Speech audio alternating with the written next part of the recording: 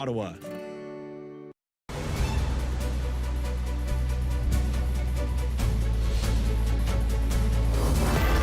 Number one for local news in Ottawa and the Valley. This is City News, now on 101.1 FM and 1310 AM. It's Tuesday, July 27th. Good morning. I'm Andrew Boyle. Right now in Ottawa, 17, in Smiths Falls, 16. And here's what's making news in Ottawa and the Valley. Well, breaking news this morning as Canada has added a gold medal to its count, which is now 8 in total at the Tokyo Olympics. Rimouski, Quebec's Maud Charon has won gold in the 64-kilo weight class in weightlifting at the Tokyo Games. The 28-year-old is Canada's first Olympic weightlifting medal since 2012. Also in Tokyo, a silver for Kylie Moss in the 100-meter backstroke. Catherine Beauchemin-Pinard won bronze in the women's under 63-kilo judo competition. In softball, the Canadian women's team won bronze, beating Mexico. And this morning, game just finished. Canada had a draw at 1 with Britain in women's soccer. That was their final round-robin game.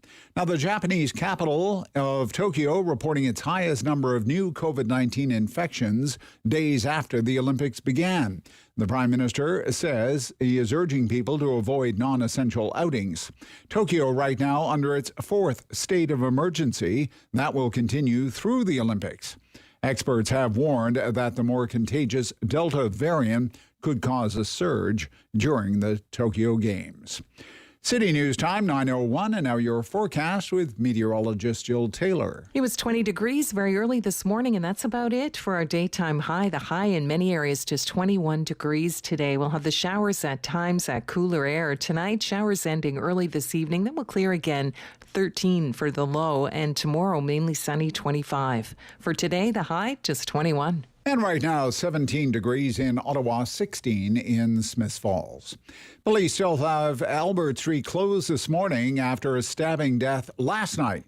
Police were called just before 9 o'clock to the corner of Metcalfe and Albert. Police did tweet that one person died, one other was injured and taken to hospital. No word on that person's condition. Albert Street had to be closed for that investigation. Ottawa police are also looking for the driver of a van that crashed on Waller Street. This was about 2:45 yesterday afternoon when the van struck a concrete barrier and then flipped over on its side. Police suspect the driver may have been injured in that collision, but that person fled the scene. Anyone with information is asked to contact Ottawa police. City News Time, 9:03, a 26-year-old man facing a litany of charges after a targeted shooting that happened earlier this month in the East End. On July 13th, officers found a 30-year-old man with serious injuries on Russell Road around Smythe. He continues to recover from injuries and is now considered in stable condition. 26-year-old Badri Hersey was arrested by Ottawa police last Thursday. The province wants the federal government to ensure mixed COVID-19 vaccines will be recognized for international travel.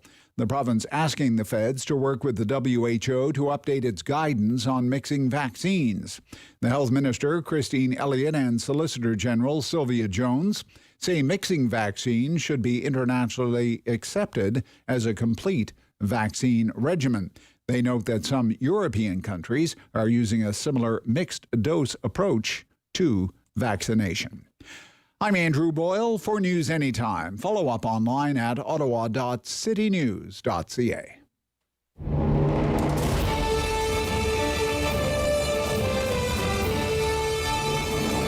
Good, bad, or complicated. There's no news in Ottawa and the Valley he won't talk about. It's the Rob Snow Show on Rogers TV and City News. 101.1 FM and 1310 AM. And let's launch right into it on the Rob Snow Show on City News. Heavy-duty program ahead. Going to cover a lot of territory between now and noon. I have to begin with this collection of Liberal MPs. Once again, they are fanned out all across the country, campaigning on the taxpayer dime, with pre-election goodies to announce and money falling from the sky. I counted them up today, like 11 announcements today.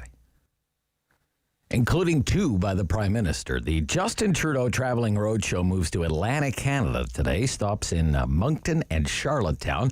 I hope his vaccine credentials are up to snuff and he can pierce the Atlantic bubble.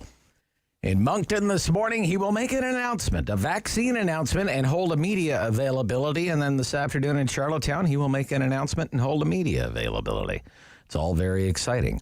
But in the span of a few weeks, that means the Prime Minister's been from one end of the country to the other, and he continues to maintain that all of the announcements have nothing to do at all with a pending election call. But he's not the only Liberal politician on the road today with announcements to make. Let's see here.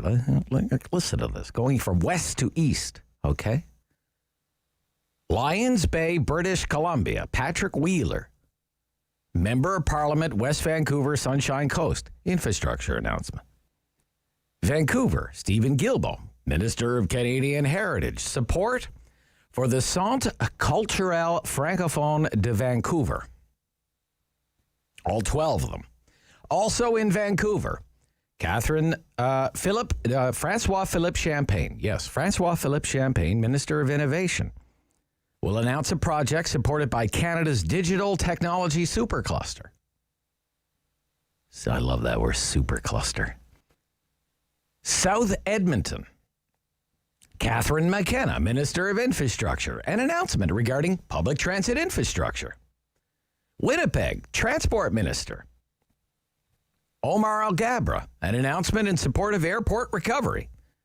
Burlington, Ontario, Karina Gould, Minister of International Development, will make an announcement to support not international development, but electric vehicle infrastructure. Brampton, Health Minister Patty Hajdu announces 2 new youth-centered projects. Guelph MP Lloyd Longfield makes an energy efficiency announcement. And in Ottawa, Foreign Affairs Minister Mark Garneau and Parliamentary Secretary to the Seniors Minister Stéphane Lauzon host a virtual town hall on seniors. But sure, ladies and gentlemen, none of this has anything to do with the possibility that there could be an election call coming perhaps as soon as, I'll say 3 weeks from now. I'm going to talk a little bit about federal politics this morning with syndicated columnist, former speechwriter for Stephen Harper, Michael Taube. Going to be our guest again. He's one of our new weekly contributors here on the show. That's coming up at 11 o'clock this morning. In addition to all the election speculation, I'm going to talk about the idea that there could be yet another right-of-center political party in the making. Derek Sloan, hey, remember him? Ran for the leadership of the Conservative Party, finished last, eventually kicked out of the Conservative Party. He told a group of supporters he's going to start his own party. Details to come.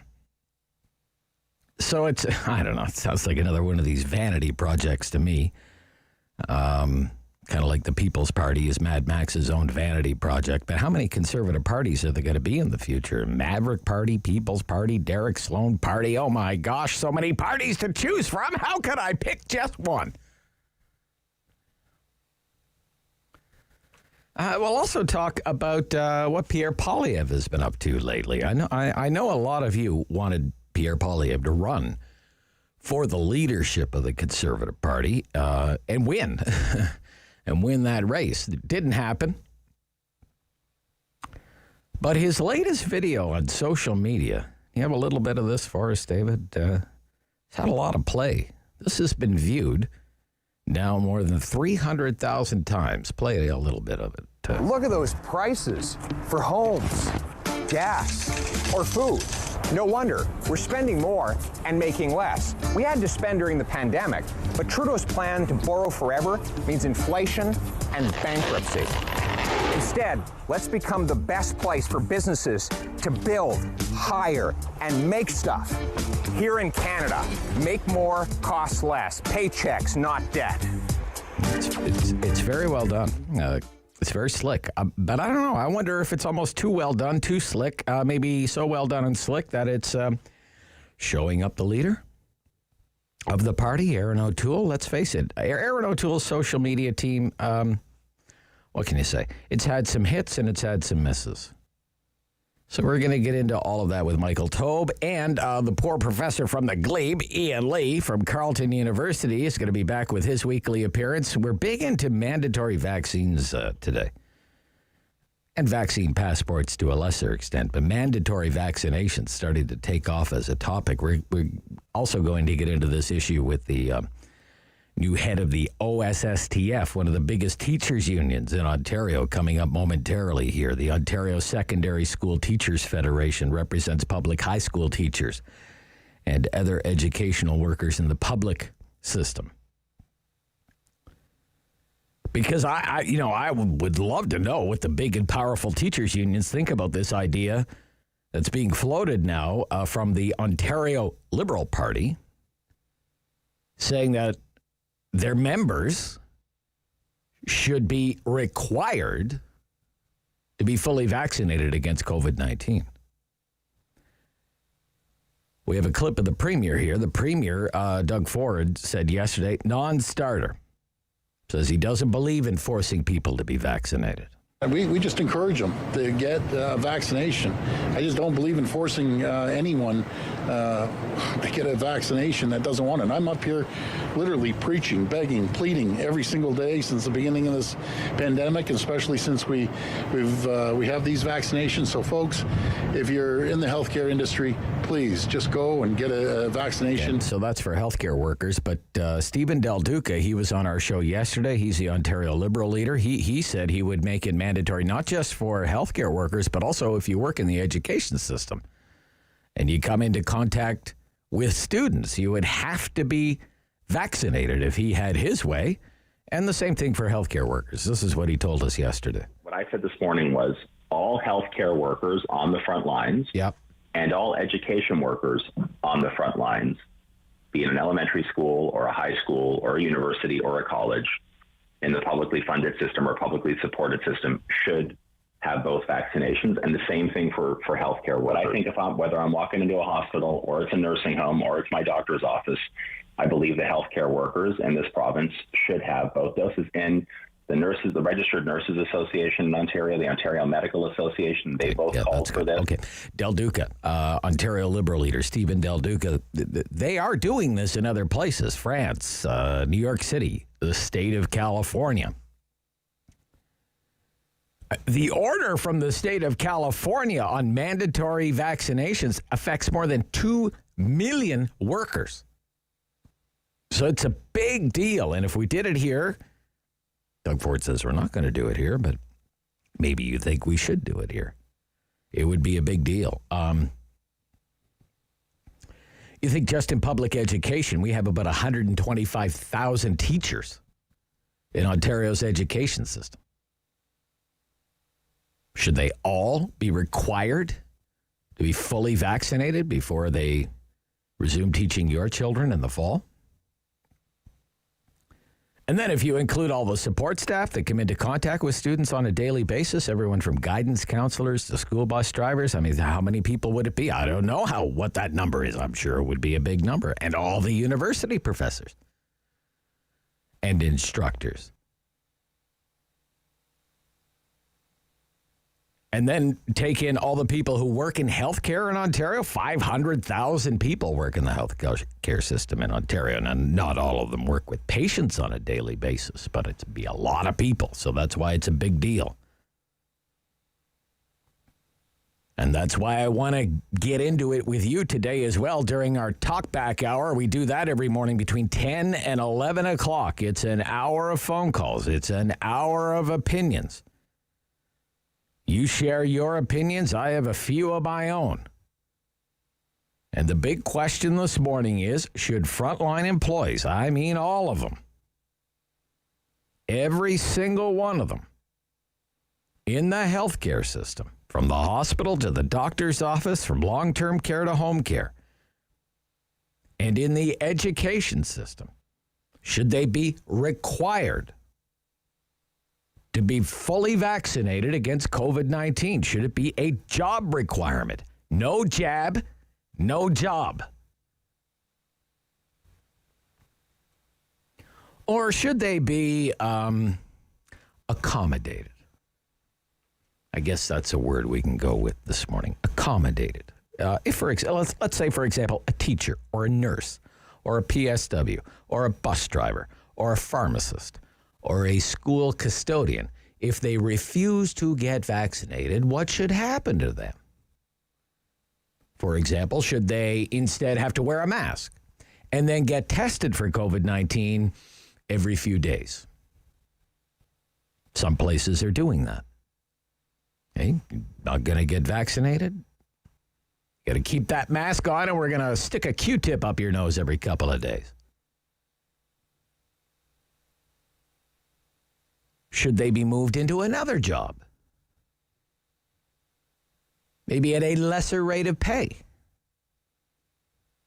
Okay, you're not going to get vaccinated? We're moving you into this position instead because we can't have you working with patients and students. We will accommodate you. Or should the employer be able to say, too bad, so sad, no jab, no job? What do you think? Where do you come down on that one? In a lot of places, that is the direction they're going in. No jab, no job. I want to know what you think about it this morning on The Rob Snow Show on City News.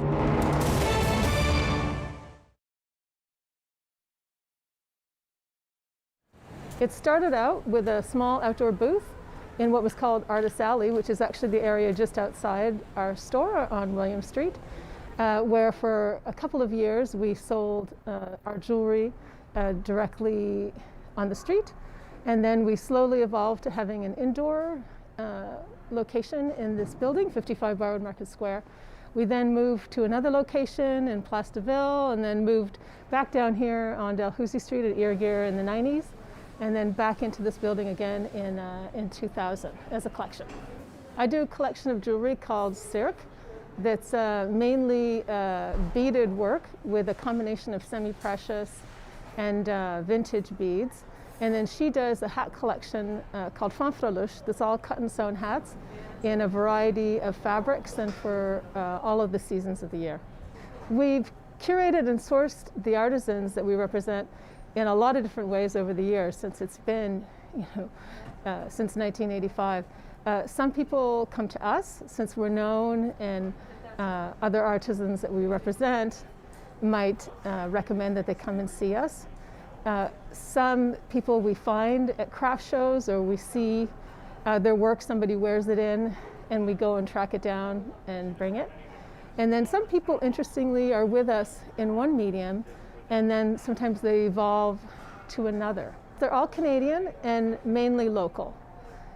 With the roughly 50 people that we have, I'd say more than half of those are Ottawa-Gatineau, and then the rest are from other cities in Canada, Montreal, Toronto, Vancouver, etc. If you can afford it, go to a small business and spend some money.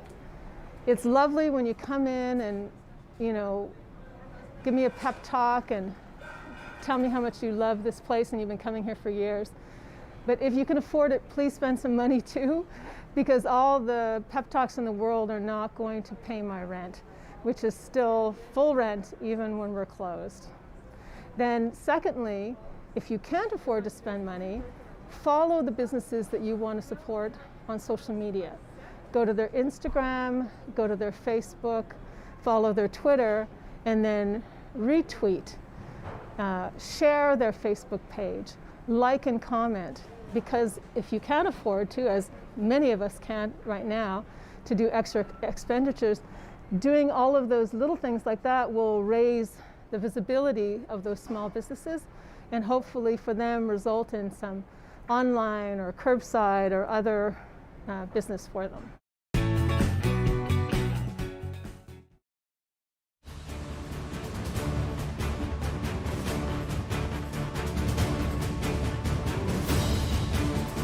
So keep up with Rob. The Rob Snow Show returns on Rogers TV and City News, 101.1 FM and 1310 AM. Returns with Karen Littlewood, President, Ontario's Secondary School Teachers Federation. Good morning. Good morning. How are you? I'm good. How are you? I'm pretty good, thanks. Well, it's great to hear that.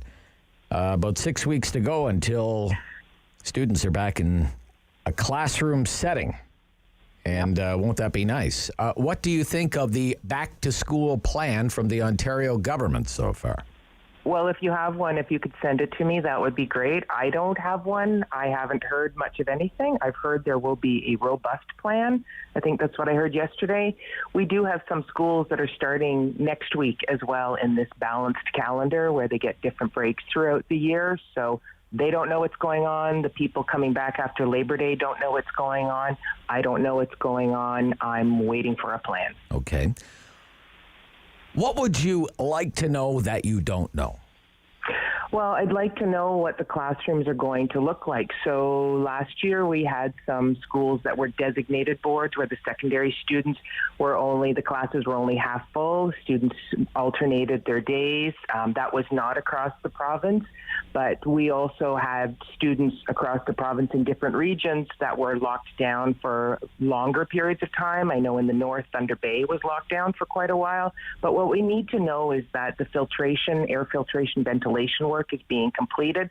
We need to know what's going to be the answer in places where the only ventilation is to open a window, and I don't think that that's adequate. We're going to need to be tracking what's happening in different areas as far as vaccine rollout, and are the 12 to 17-year-olds being vaccinated? Do we know what the rates are like? And the numbers have sort of stagnated. They're not, in fact, they're even going up a tiny bit. We don't want to head into a fourth wave. We don't want another lockdown. I just don't know that we have the information that we need to open up safely. What are school buses going to look like? Okay, good question. What do you think? Are classrooms going to be safe? Well, that will depend on what's happening in the area. Again, regionally, we'll have to look at what's happening. Are masks going to be mandated without knowing if everybody is vaccinated? And I don't think that's going to happen. I think today, if we had someone working in education vaccinated, they would be able to get their second vaccine and have a 2-week waiting period before Labor Day. But other than that, the clock is ticking. There's nothing for under 12-year-olds as well. Should there still be distancing in the classrooms? What does it look like for kids eating together? I think you can still only have 6 people on a patio or in a restaurant. So why can we have 35 kids in a classroom eating together unmasked? Okay. What would the ideal classroom scenario look like for you as president of the OSSTF?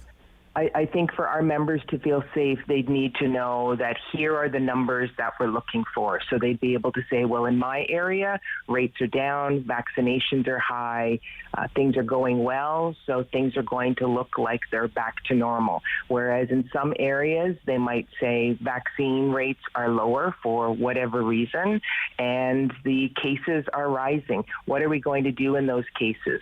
Is there going to be some sort of restrictions in place until the numbers meet the appropriate metrics? None of that has been given to us. I would love to see a phased-in approach for schools, just like we've had for businesses. I think schools are equally, if not more important than the businesses. And where should the decision-making authority lie? Should it lie with the ministry, say in Toronto? Or at the local board level? What do you think? Or the local public health level? What do you think? Yeah, you've hit on what some of the issues were last year. So we have a Ministry of Education that's tasked with ensuring that education is delivered safely across the province. But many of the decisions were left up to boards individually, and we have different responses from different health units across the province. I think what we need is a framework from the government, and then regionally boards and health units can determine what's safe there because they have the closer looks at their local numbers. But the guidance and the leadership needs to come from the Ministry of Education. That's why we have a Minister of Education. He's been duly elected. He's been chosen by Ford to represent. There hasn't been any consultation with the unions. I heard yesterday, I think Ford was in Ottawa, and he said they're talking with the education unions. Well, they're not talking with this one, and I'm pretty sure they haven't talked with the other ones as well. All right. What role do you see in the coming school year for online learning? So online learning is great for some students. There are students who will thrive in that kind of setting. It might be necessary, though, in cases where we have people who are vaccine hesitant or for medical or for religious reasons are unable to be vaccinated. We will have some of our staff members who will not be able to be face-to-face for various reasons, legitimate reasons, and so they should be working somewhere. They can be working online. We have students or families who will make that decision that that's where they feel the safest, so that would be great. What I don't want to see is the move to privatized education where, I just sign up for a course here and now I get my degree and I move on to whatever I'm going to do. I think we deliver excellent education in the province of Ontario, and face-to-face is the best way to make sure that happens, and it's best for the social and mental health well-being of the students. Okay. Mr. Del Duca, the leader of the Ontario Liberal Party, yesterday said all frontline education workers, in addition to healthcare workers, education workers, it should be a requirement to be vaccinated, fully vaccinated against COVID-19. What is your reaction to that, please? Well, my reaction is we're going to be safest if we have the greatest number of people vaccinated. I'm not sure why the Liberals are calling for mandatory vaccines. I think that is a decision that the government needs to make. And quite frankly, when you look at the groups that aren't vaccinated right now, it's going to take more than making something mandatory to make it happen. If we're looking at racialized, marginalized people living in poverty, you make it mandatory. I don't know how that changes the situation for those people. We need better programs to get out there and do the one-to-one education and ensure that people are comfortable with vaccines. Look how many people in the province don't have a family doctor. A family doctor can really make the difference in encouraging someone to be vaccinated, which makes the whole province safe. But should your members be required to be Mr. Del Duca says your members should be required to be vaccinated or they shouldn't be teaching children. It's that simple. What do you think? Well, again, we will have some people who can't be vaccinated for various reasons. Yeah, but people who refuse. People who refuse. So. Yeah, we will have people who will refuse. And I believe in that case, they're probably going to need to be using their full PPE and fully masked, just like last fall. When vaccines weren't available, we had people in person in school. So if I'm going to make a personal decision that's going to affect the health and lives of others, I may need to take extra precautions. Ford has said, we don't want to have a two-tier society or a split society. I forget the wording that he used. But what we need to have is the majority of people vaccinated. I just don't see the call for being vaccinated, vaccines mandatory, changing the situation that we have people who might not be able to or just don't have the information that they need to feel confident in being vaccinated. How many members are in your union? So we have 60,000 members. 60,000. I'm sorry. What data? What sort of uptake have you had? Do you know? No idea. When people go to get a vaccine, nobody asked me what I did for a living when I went to get my vaccine. I went and rolled up my sleeve and got my vaccine, and that was it. So we don't have that kind of data. We know that there was some priority access to vaccines when we had people working with the highest needs students face-to-face even through the lockdown. We know that many of them were given priority access, but we don't have the data and the numbers. Those are privacy matters, right? So people are going to have to declare, just like I have to make a declaration every year that I haven't committed any criminal offenses. People are going to have to decide what they're going to do. But again, it's going to be the ministry creating a framework and then boards and employers coming up with a policy for how to deal with those who are unvaccinated or those who are. Okay. Thank you for your time this morning. Oh, you're welcome. It's nice talking to you. I'm sure we'll talk again. You bet. Karen Littlewood, President, Ontario Secondary School Teachers Federation. Professor Ian Lee right after the news on The Rob Snow Show on City News.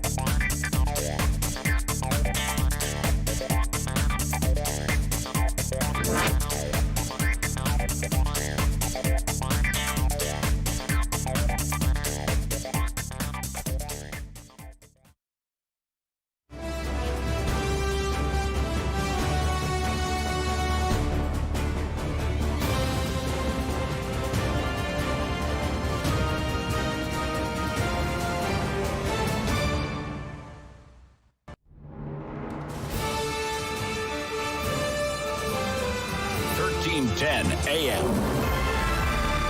It's Tuesday, July 27th. Good morning. I'm Andrew Boyle. Right now in Ottawa and in Smiths Falls, 18 degrees, and here's what's making news at this hour. Canada strikes gold again at the Tokyo Games as weightlifter Maud Sharon from Rimouski finished first in her event. Also in Tokyo, a silver for Kylie Moss in 100-meter backstroke. Catherine Beauchemin-Pinard won bronze in judo and softball. Canadian women's team won bronze, beating Mexico. And in women's soccer, Canada finished off their round robin with a draw at 1 with Britain. Russians won the women's team gymnastics, a bit of a shock.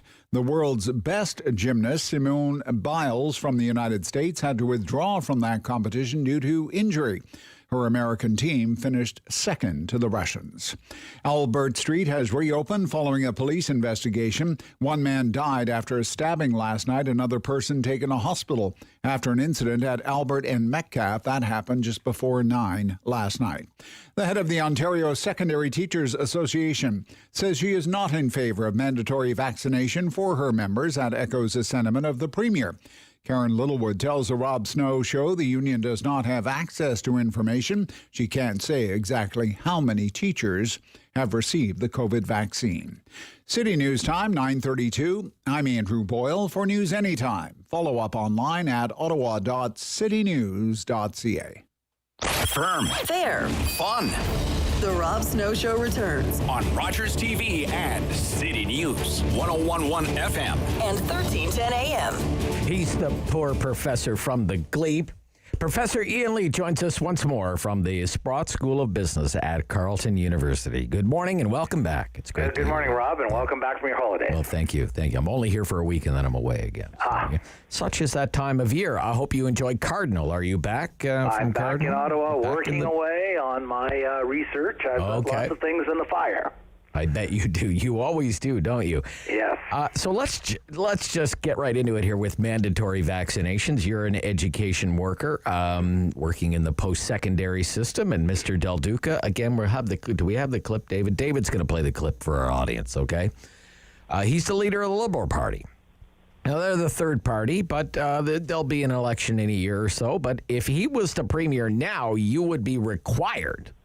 Now, I know you're double vaxxed anyway, so, but you would be required to get vaccinated in order to teach students at Carleton University. So let's play the tape here.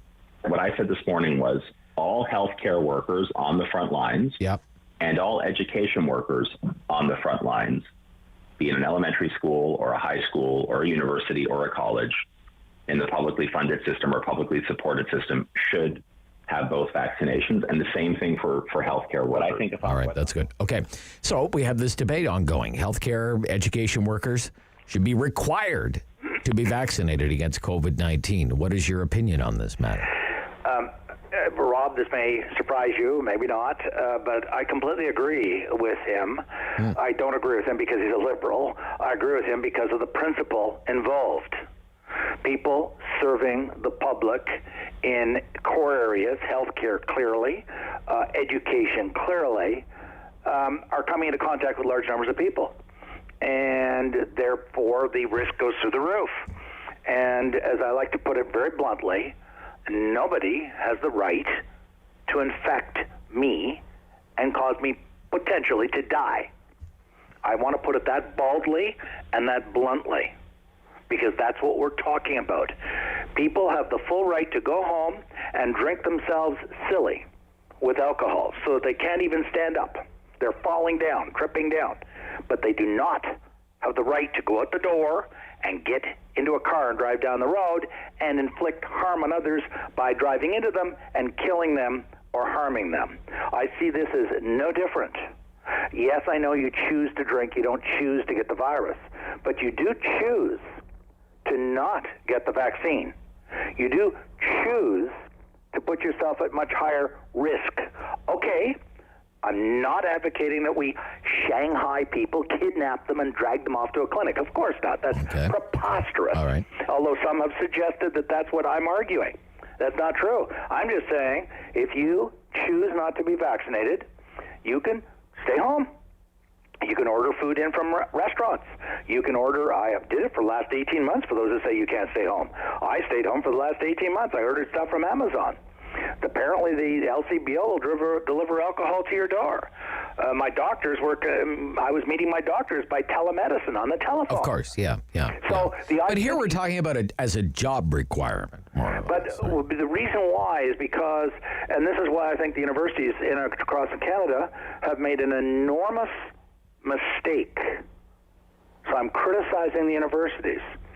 They're putting people at risk by allowing people to go into the classroom, and we have absolutely no idea if they're sick, infected, vaccinated, none, zip, nada. We say, oh, we can't ask them. That's like saying the police can't stop you and say, have you been drinking? Of course you can. It's the law. You can test people the police have stopped and believe are under the influence of alcohol. Sure. Yeah. And so I don't see the distinction. I really don't. And when they say, and I hear it all the time, what about privacy? My answer is really clear. I don't give a flying tinker's damn, number one. Number two, if there's a small, tiny number of crazy people who say you're invading my privacy by asking me if I've been vaccinated, sue me. Sue the university. And let's go to court and say to the judge, we did this to protect the lives of millions or hundreds of thousands or thousands of students and faculty and support staff. Right. What is wrong with that, Your Honor? What is wrong with protecting the health of the students or the faculty or the teachers and the support staff? I just don't even understand why we're having this conversation or debate. I don't mean with you. I don't understand why we're even debating this. We don't debate your right to drink and drive and kill people while drunk. And I want to remind everybody, because there's a more similar situation than drinking and driving. Back at the height of the AIDS crisis about 20-odd years ago, there were stories in the paper of people that had contracted AIDS and continued to have unprotected sex without disclosure to their partners. And I distinctly remember that some were charged with culpable attempted murder, because you cannot go and have unprotected sex when you have an illness that is mortal, life-threatening, and not disclose that to the other person. You cannot do that. And so their situation is similar to this. You know, you have the right not to put a needle in your arm, but then you stay home and don't risk others. I've had some people say, well, what are you saying that the vaccines don't work? What are you afraid of? Well, first off, no vaccine in the world is 100%. In fact, there's nothing in life that's 100% except gravity and death. I won't even use the word taxes, because governments can reduce or eliminate taxes. So there's only two things that are absolute 100%. Gravity, okay, and your death one day.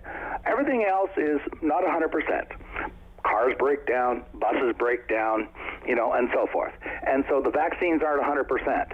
So, but the person who says, I am not going to get vaccinated, and I'm going to willfully risk getting sick, and willfully go into stores and go into classrooms and businesses and offices and willfully, potentially infect someone else who may be immunocompromised like me, or older or vulnerable, and cause them to die.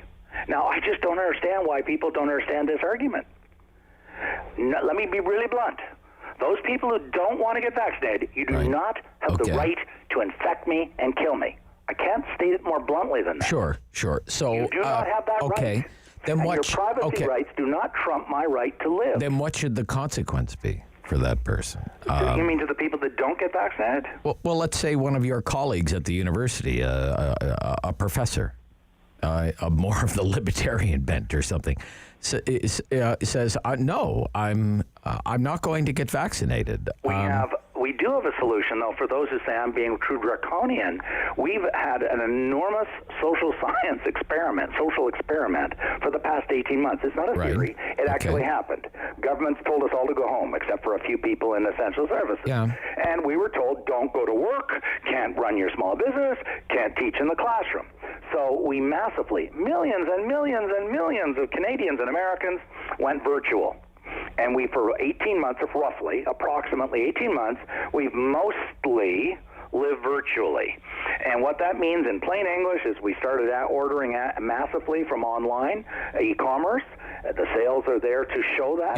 Yeah. Okay? I think we're wandering away from where I'm trying to get. What I'm saying is those people who don't, so the professor who says, no way will I get vaccinated. Great. Right. Then what should happen? Stay at home and teach online, and we'll have you teach them online so class. They should be accommodated then.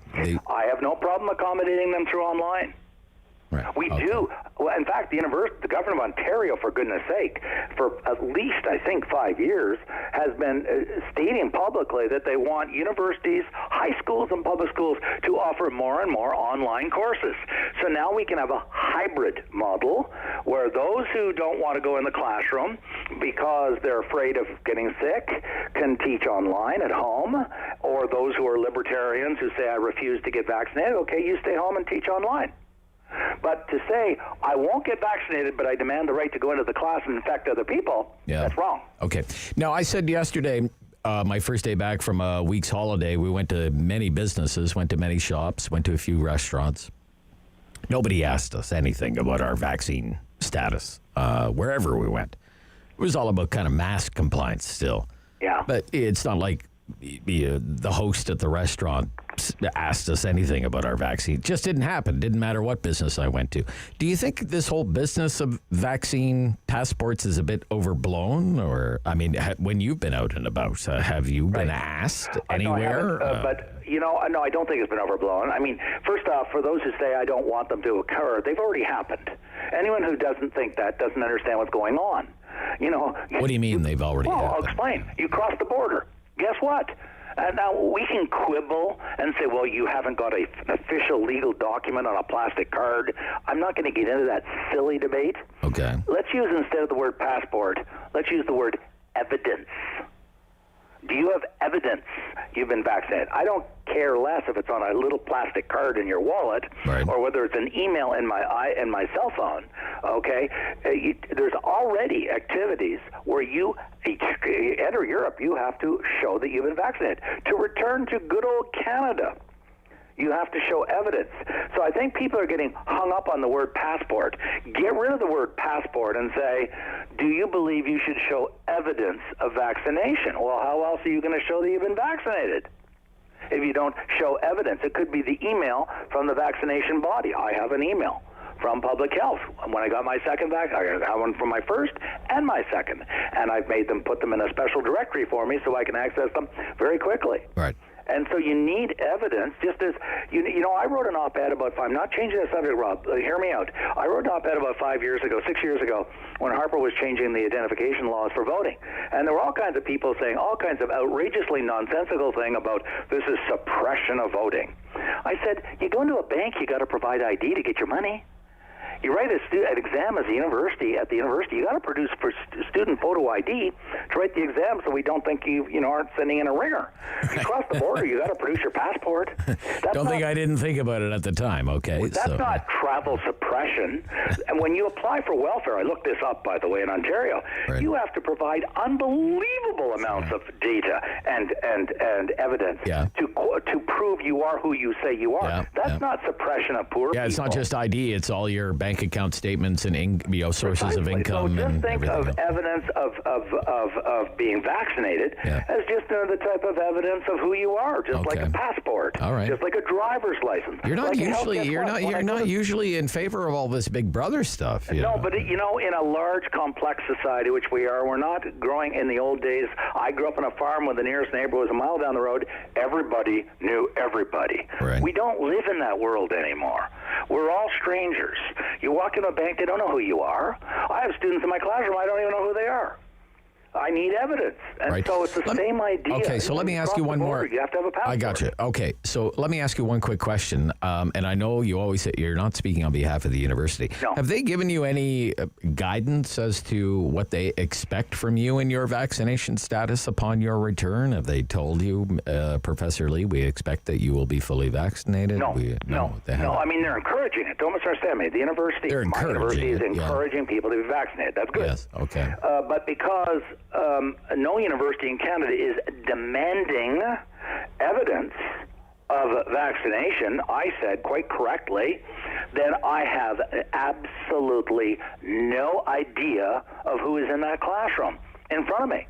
And because the university cannot provide me evidence, hard evidence saying everybody in that classroom, in your classroom on that date, on Monday morning, has been vaccinated, I said, I cannot take that risk, even though I've had 2 vaccinations, because I'm immunocompromised. So I said, I am not teaching in the classroom in the fall. I am teaching by Zoom 100%. Oh, okay. And they accommodated me because of my health condition. I see. Okay. All right. Look, when we come back, we're going to go in a completely different direction. We're going to talk about the future of the oil and gas industry in Canada. And I'm kind of working on a show idea about this called the just transition. We used to hear a lot about this from the Green Party, and in the last campaign, the New Democrats, and now the Liberals are starting to talk more and more about this, that if we are going to move to this low-carbon economy, what's going to happen to all the oil and gas workers? And more they're talking about a just transition. Okay? We're going to talk about that next with the good professor from the Glebe. Here on the Rob Snow Show on City News.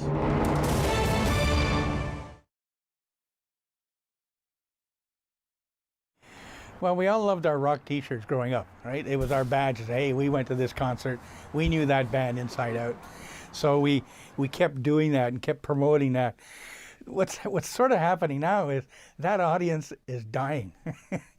I always say the earth is flat. So the 60s rockers are falling off the end of the earth. So you don't see as big a sales anymore because my audience is disappearing. What's sort of helping to promote that history is the kids are buying vinyl. And luckily we have a vinyl shop in the neighborhood here, a record center. So what's happening is I've seen kids come in with their dad. And the dad say, hey, do you have any Beatles shirts? Do you have any CBGB? Do you have any of this? I said, well, why? He said, well, because my daughter's into it. She's wearing my T-shirt. So slowly it's coming back, right? The kids are, I think, getting fed up with the generic music that's out there. And they want to click into something that, first of all, links them to their parents, something that they thoroughly enjoy now, and maybe they're passing it on to their grandkids. Pandemic has been a couple of things, definitely hard on everybody. So much messaging that's out there that people don't understand, stats every day. Jesus, Murphy, like I'm getting a headache just reading this stuff, right? So really it was just trying to understand where we were going to go from there. The city of Ottawa all of a sudden said, everybody's got to wear a mask. You got to wear it on the bus. People were scrambling, okay? And I had, the store next door had really big windows, so I just flooded the window with masks. Well, that was the activity that saved the business. People were coming in buying 2, 3, 4 masks at a time at $20 a pop here. But my masks were so different. They were the Rolling Stones, the Beatles, Queen, all the pop culture. Everything else out there was medical masks. And right, so people said, oh, I don't want to do that. I want to show my rock and roll. So it became the new T-shirt as far as I'm concerned. Well, what I've done, I'm Hindenburg. I'm now at 1114A Wellington Street, which is next door to the Fab Gear store. And the reason I've changed names, I've rebranded the store, is because I was planning on retiring. And in December, I go, oh, I'm not going to retire. But I've committed to changing what the store is about. So I came up with a new name, Fab Gear's Rock Shop, where legends are dressed. And essentially get that message out. I prefer, if the shirt don't fit, you come in, you try another one on. People like to feel the fabrics with clothing. It's amazing. You'll come in and go, oh, I love that. Oh, can I try this? So that's the big difference. I'm not out to make a gazillion dollars. I stick the way I am, old school. I take cash, we take cards. Come on in and talk to the owner.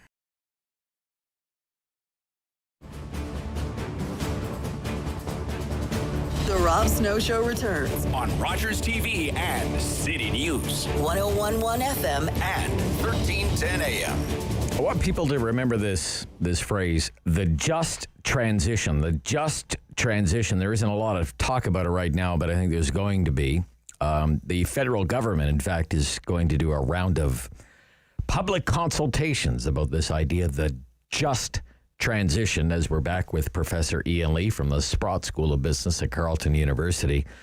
It's this idea that natural resources workers, oil and gas workers, coal miners, nickel miners, whatever the case might be, those who find themselves out of work because we are transitioning to a low-carbon economy, that they are, I don't know, humanely transitioned into other work, into the green economy. I don't know. I grew up in a high unemployment area of Atlantic Canada. I witnessed firsthand the decline of the coal industry, the steel industry, the fishery.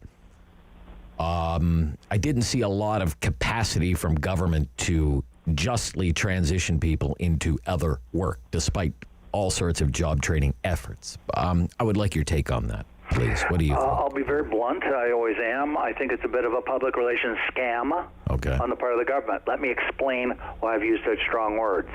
This is like the magician. You know how the modus operandi of any magician doing magician's tricks is they get you to look at one part of their body or one part of the screen if they're on television while they're doing something away that you're not looking at. That's how you pull off the magician trick. That's what they're doing here. They're talking about the 150 or 200,000 people in natural resource sector, maybe 250,000, and saying, look at how wonderful we are. We're going to step up and we're going to look after them, and look at how, how wonderful and sensitive and progressive we are. And everyone says, oh, yeah, isn't that wonderful? That's great. They're not talking about the 38 million. Let me put some information on the table that is really, really critical for everybody.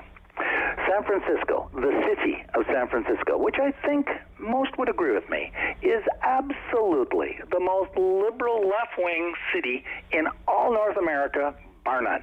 Okay. Very, very extremely left-wing progressive. Right. They've already banned natural gas in all new buildings being built in San Francisco. They did that several years ago.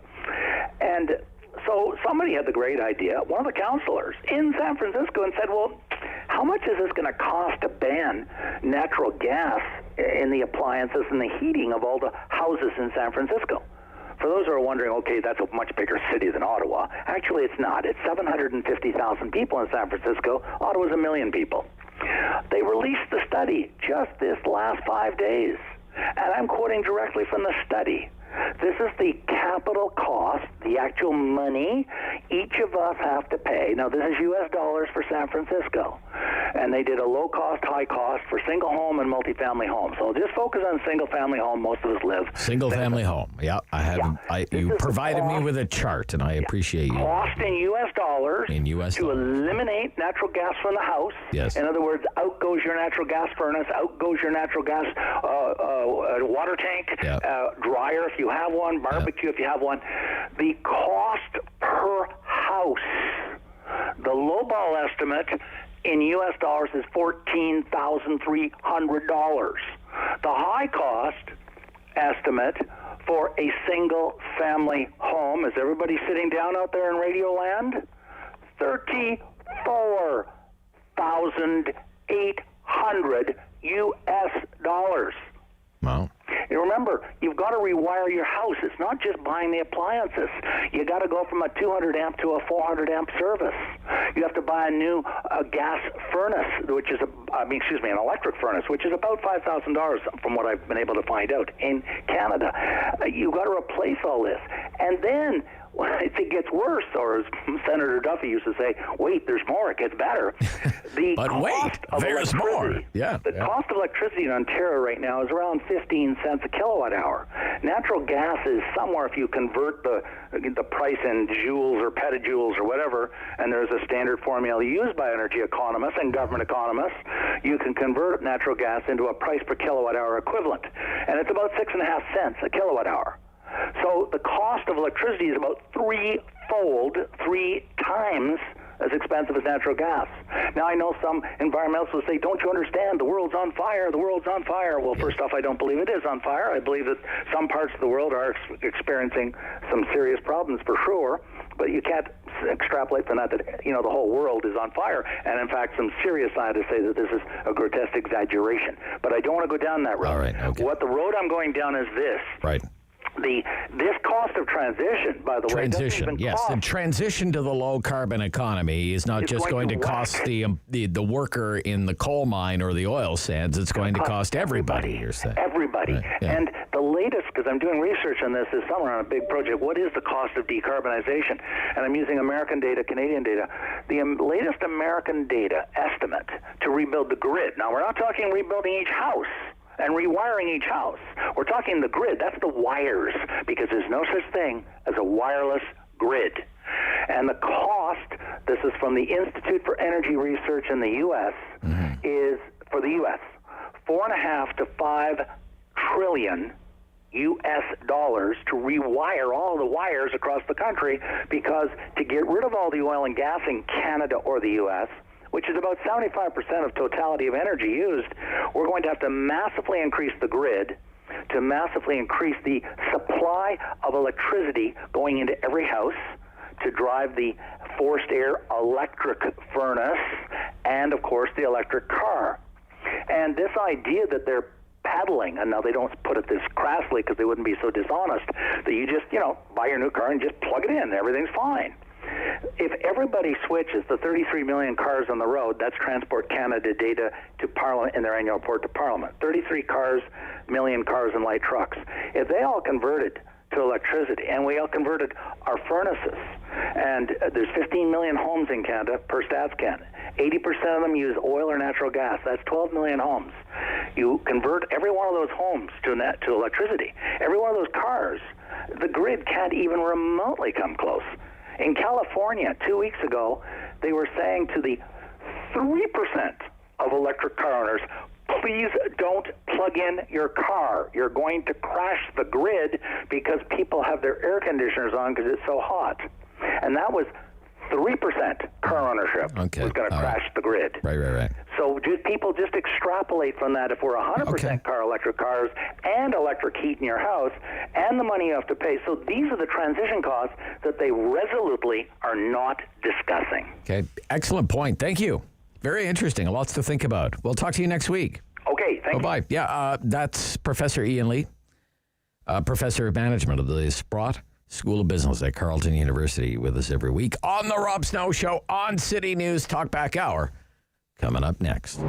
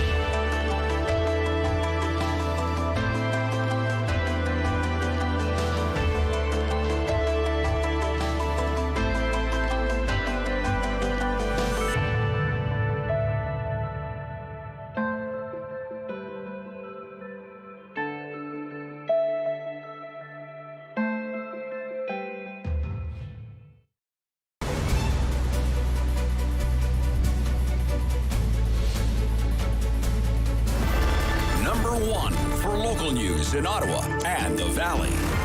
This is City News, now on 101.1 FM and 1310 AM. It's Tuesday, July 27th. Good morning. I'm Andrew Boyle. Right now in Ottawa and Smiths Falls, some scattered showers, 18 degrees. Here's what's making news in Ottawa and the Valley. Canadian women's soccer team finished off the round robin with a draw against Great Britain at the Olympics. Also a golden moment this morning. More on the Olympics from Brent Gunning. Montcheron of Rimouski, Quebec gives Canada their second gold medal of the Games with her performance in women's weightlifting. Other medal winners are Catherine Boschman-Pinard with a bronze in judo. The women's softball team grabs the first softball medal in our country's history with a 3-2 win over Mexico in the bronze medal game. Well, Kylie Moss picked up a silver last night in the pool. Tonight, Penny Alexiak will look to add another medal. She swims in the 200-meter freestyle final. She won bronze as part of the Canadian relay team in this event at Rio in 2016. I'm Brent Gunning. City News time at 10:02, and now your forecast with meteorologist Jill Taylor. The high in many areas just 21 degrees today. We'll have the showers at times, at cooler air. Tonight, showers ending early this evening. Then we'll clear again, 13 for the low, and tomorrow mainly sunny, 25. For today, the high just 21. And right now, scattered showers and 18 degrees in both Ottawa and in Smiths Falls. The president of the Ontario Secondary School Teachers Federation says vaccines are the best way to keep schools safe, but does not think the jab should be mandatory. Comes after Ontario's Liberal leader, Stephen Del Duca, called for the mandatory vaccines among education workers. Here's City News reporter Alex Gouge. OSSTF President Karen Littlewood feels outreach and education about vaccines will be a better tool than making the shots mandatory. She tells the Rob Snow Show she also feels some will still refuse the vaccine and breaks down what will be needed in those cases. They're probably going to need to be using their full PPE and fully masked, just like last fall when vaccines weren't available. We had people in person in school. So if I'm going to make a personal decision that's going to affect the health and lives of others, I may need to take extra precautions. Littlewood adds the union is also unsure how many of its members are vaccinated against COVID-19. She explains while there was priority for some teachers months ago, they do not have access to specific data due to members' privacy. Alex Gouge, City News. City News time at 10:03. Albert Street reopened to traffic about 12 hours after a stabbing left one man dead, another person in hospital. Police were called just before 9 last night to the corner of Metcalfe and Albert. 19-year-old Eric Hewer died, a second person injured. Albert Street had to be closed for the investigation until just after 9 this morning. Police are asking for any witnesses to contact the homicide unit or anonymously through Crime Stoppers. If Parliament were in session right now, the federal government would likely be grilled over reports of another sale of weapons to Saudi Arabia. The Globe and Mail reports the federal government issued a permit to broker a $74 million sale of explosives to Saudi Arabia, despite calls for Canada to stop selling arms to the Middle East nation currently locked in conflict with Yemen. The Globe reports the arms originated in France, with a Canadian intermediary receiving a permit from Ottawa. Specific details about the companies involved and the weapons were not disclosed. The Trudeau government has been criticized by human rights organizations. Last fall, Canada was publicly named as one of the countries helping fuel the war in Yemen by a panel of independent experts monitoring the conflict for the United Nations. At the Business Center, I'm Mike Eppel. And I'm Andrew Boyle for News Anytime. Follow up online at ottawa.citynews.ca. Talk back. Hello. On the Rob Snow Show. The phone lines are open at 613-750-1310. Now, the Rob Snow Show continues. No jab, no job. Should it be mandatory for all frontline healthcare workers and all frontline education workers? Mandatory to be fully vaccinated against COVID-19. Yes or no? Why or why not? That's where we're starting with the Talkback Hour this morning at 750-1310. Every line available right now. 750-1310, 750-1310, 613-750-1310. Call me now. Stop me before I get all wound up. All healthcare workers, okay? All healthcare workers that deal with patients on a day-to-day basis, from hospitals to doctors' offices, to long-term care homes, to the healthcare support workers that come and take care of our elderly loved ones via home care. First responders, paramedics, should it be mandatory? I mean mandatory. Okay, a job requirement that those people be vaccinated against COVID-19. Your opinion, please. And education workers, all teachers, all professors like Ian Lee, all teaching assistants, all, take your pick, guidance counselors, custodians, libraries, bus drivers. If they come into contact at all with students, should it be mandatory that they be fully vaccinated against COVID-19? 750-1310. 750-1310, 613-750-1310. And what if they're not? What should happen then? What if they refuse to be vaccinated? There will be some who can't get vaccinated for a legitimate reason. Okay, I understand that. I'm talking about people who refuse to be vaccinated. Say, nope. My vaccination status is none of your business. Then should there be consequences for those people? What should the consequences be? Should they be accommodated? Okay, I understand. You don't want to get vaccinated, we're going to move you to another job. For example, Professor Ian Lee, even though he's fully vaccinated, he said he'd be fine if one of his colleagues who refused to be vaccinated only taught online, for example. Should they be dismissed? Sorry, no jab, no job. Jabs are a job requirement. Where do you come down on this? I'm curious. 750-1310, 613-750-1310. On the Rob Snow Show, Talkback Hour, right to the phone lines in Canada. It's Alex. Good morning, Alex. Hey, Rob. Should it be? Morning. Good morning. Should it be mandatory for all frontline healthcare workers and all frontline education workers to be fully vaccinated against COVID-19? No. No. Absolutely not. Absolutely Canadians not. are free. Okay. Vaccination is a medical procedure, and Canadians are free people to decide what's best medically for them. This country is not, we don't operate under medical tyranny in this country. Medical we can tyranny. Educate people. Right. Education is good. Okay. But you have the right. The government doesn't have the right to force you to go ahead with a medical procedure. We have to be very, very careful with this, because if they force us to do this now, we're going to set a precedent for the future. Okay. And Canadians are free. We are free people. All right, Alex. Thank you. Thank you. Oh, okay. Thank you. Calm down. Doug Ford says, Alex, calm down. Doug Ford says nothing. I'm not going to force anybody to get a vaccine. Let's listen to the tape here. Doug Ford, Premier of Ontario. We just encourage them to get vaccination. I just don't believe in forcing anyone to get a vaccination that doesn't want it. And I'm up here literally preaching, begging, pleading every single day since the beginning of this pandemic, especially since we have these vaccinations. So, folks, if you're in the healthcare industry, please just go and get a vaccination. That's Doug Ford.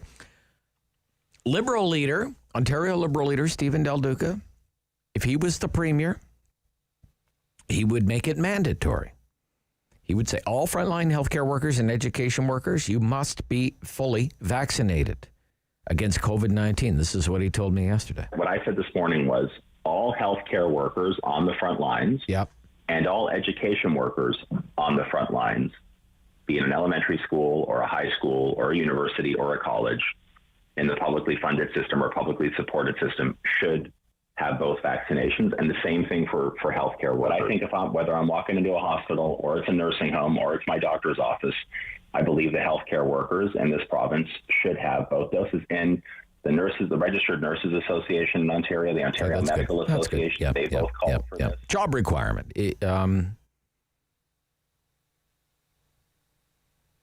Let's get back into this debate this morning. I want to know where you stand. The politicians here in Ontario, they're kind of staking out their territory on this, right?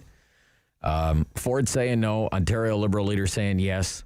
So at least with those two parties, they've kind of drawn this line in the sand. I don't know if the New Democrats have come out and said one way or the other where they stand. I want to know where you are on this one, okay? Mandatory vaccinations. Was it not inevitable that we would talk about this? Phil, good morning. You're on City News. Good morning, Phil. Good morning, sir. Mandatory for all frontline healthcare workers and frontline education workers to be fully vaccinated against COVID-19. Yes or no? No, I think it's political suicide for anybody to even push that agenda. Okay. But really, why don't we discuss the merits of full vaccination and what we're trying to achieve?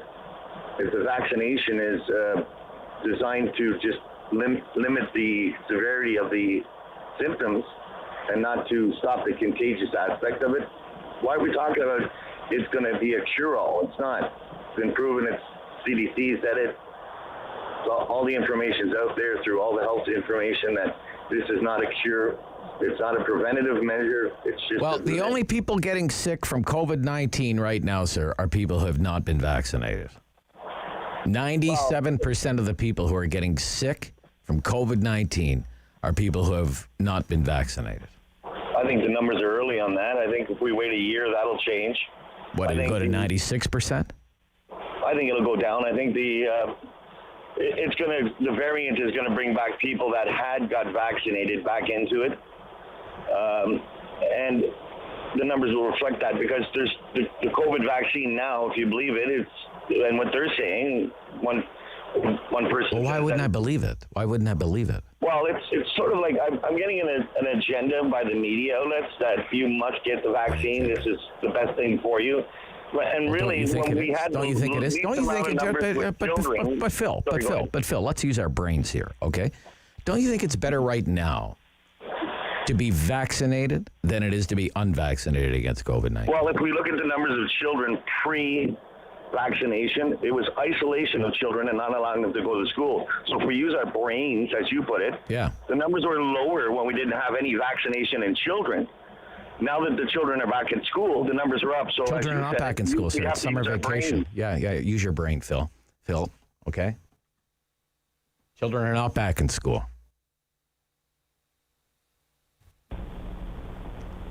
Good morning. Wake me up when September comes if you're Phil, I guess. David. Good morning, David. Yes, good morning. Mandatory vaccines for frontline healthcare workers and frontline education workers. Yes or no? I've got a yes, but. Yes, but. Yes, they should be vaccinated, but if we can't legally or whatever, we cannot force them to be vaccinated. Then they should be subject to testing because, as we've been saying, we have to protect the kids and other people in the community as well. So you have a choice. We can't force you to be vaccinated, but in the interest of protecting the children, you had better show us either negative tests or that you cannot be vaccinated, and we still should require negative tests, again, to protect the kids. That is the bottom line. No ifs, ands, or buts. And Phil, wake up. Okay, all right, David. Okay, thank you. Look, in case you haven't noticed, I don't have much of a problem with it. If I was running a school board or a university, if I was a hospital CEO, I would have no problem with requiring all of my frontline staff to be requiring them, to be fully vaccinated against COVID-19. That's my position on it. But the reason we do this hour is to get as many perspectives as we can because we know not everyone will agree with me. So that's why we do this hour, 750-1310. Joyce in Ottawa. Joyce, you're on City News. Hi, Rob. Hi. Nice you're back. Well, thank you. Anyway, should it be mandatory for all frontline healthcare workers and all frontline education workers to be fully vaccinated against COVID-19? Yes. Okay. Because nobody forces anyone to go into a certain profession. If you want to be a nurse, a teacher, whatever, you have to meet an educational requirement. You have to know what you're doing. Sure. So there are restrictions. Before you can be whatever you want to be, you have to meet the prerequisites. And because you're in contact with with people, yes, you have to be. You can't spread diseases to them. Okay. What if somebody refuses to be vaccinated? Then they should they be dismissed or should they be, say, accommodated somehow? Well, if it's just not for medical reasons, they should say, no, sorry, you better find a job somewhere else. That doesn't require that. All right. Okay. You're taking a hard line on it. Okay. Thank you, Joyce. Okay. Thank you. Bye. Yeah. Okay. All right. 4 calls. It's all tied up, too.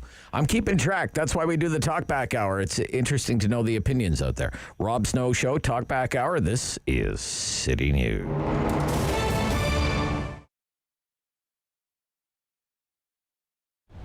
An old-fashioned traditional grocery store. You're going to find a butcher, okay? You want a steak cut a certain way, you're going to get it. You know, there's flour piled in the warehouse. There's mixers on the floor. There's flour on the floor. The bakery's rented out to Frank Nicolo. It's him and his son come in at night. They mix the dough, they roll the dough, and they bake the dough. It's not the traditional frozen and thaw and put it in the bin, okay? It's made from scratch 7 days a week. It's probably the only bakery left in Ottawa that does that. You know, then customer service. You know, we're big on that. The cashiers, the deli. You're not, if you ask for something, they're not going to point, it's an aisle number 7. They're going to bring you there, okay? If you have too much groceries out, we'll take it out to your car. You know what I mean? There's nothing we don't do for our customers. And we evolved around our customers. They would come in and say, you know, can you try getting me this? You know, can you get me this? So that's how we built the lineup we have now, okay? So we have a lot of unique items that someone that came over to, you know, live in Canada hasn't seen this particular product, but we sourced it and we have it for them that, you know, like something they used to have as a kid. We have a lot of those unique items, a lot, you know, from like all over the world. And we source it through, you know, distributors in Montreal and Toronto that bring in the product in bulk, and we piggyback off of them. Probably the largest European deli in Ottawa. We sell lots because people buy lots. Nothing really complicated about that. You know, we turn over a lot of product. You know, we package it properly. We buy, and we're always consistent. You know, you're always going to find, you know, Cuddy turkey breast, you know, San Daniel mortadella. You're always going to get the same brands. We don't flip back and forth to save 20 cents. It's always the same brands, the last 29 years. Best sandwiches in town. It's simple. It starts off with fresh bread every day baked in the store. Anything that's left over goes to breadcrumbs. So you're getting a fresh bun every day that was baked probably 4 hours before you get here, okay? Not only baked, made, like, you know, mix the flour, roll the dough, proof the bread, and bake the bread, okay? Then all the ingredients come right off the shelves. You know, your lettuce, your tomatoes, all your condiments, and they're cut up fresh in the deli. Not like the big, you know, corporate restaurant chains that your lettuce comes in shredded in a bag, you open it up and you throw it in the bin. You know, takes, you know, 2 or 3 days to get here from California. How long is it in the bag? The big difference is like making a sandwich at home and you don't have to do the work. It's really what the trick is, and using the freshest ingredients possible. On the Rob Snow Show. Have your say and call now. 613-750-1310. No jab, no job. Be a great Sun headline, wouldn't it? If you work in healthcare and you come in contact with patients on a regular basis, or you work in the education system and you come in contact with students on a regular basis, should it be mandatory that you're vaccinated against COVID-19? And I think the follow-up question is just as important. What should the consequences be if someone refuses to be vaccinated performing one of those jobs? Is it an automatic dismissal? Do you get moved to another job? Some places you're required to wear a mask and undergo regular testing for COVID-19 as an alternative.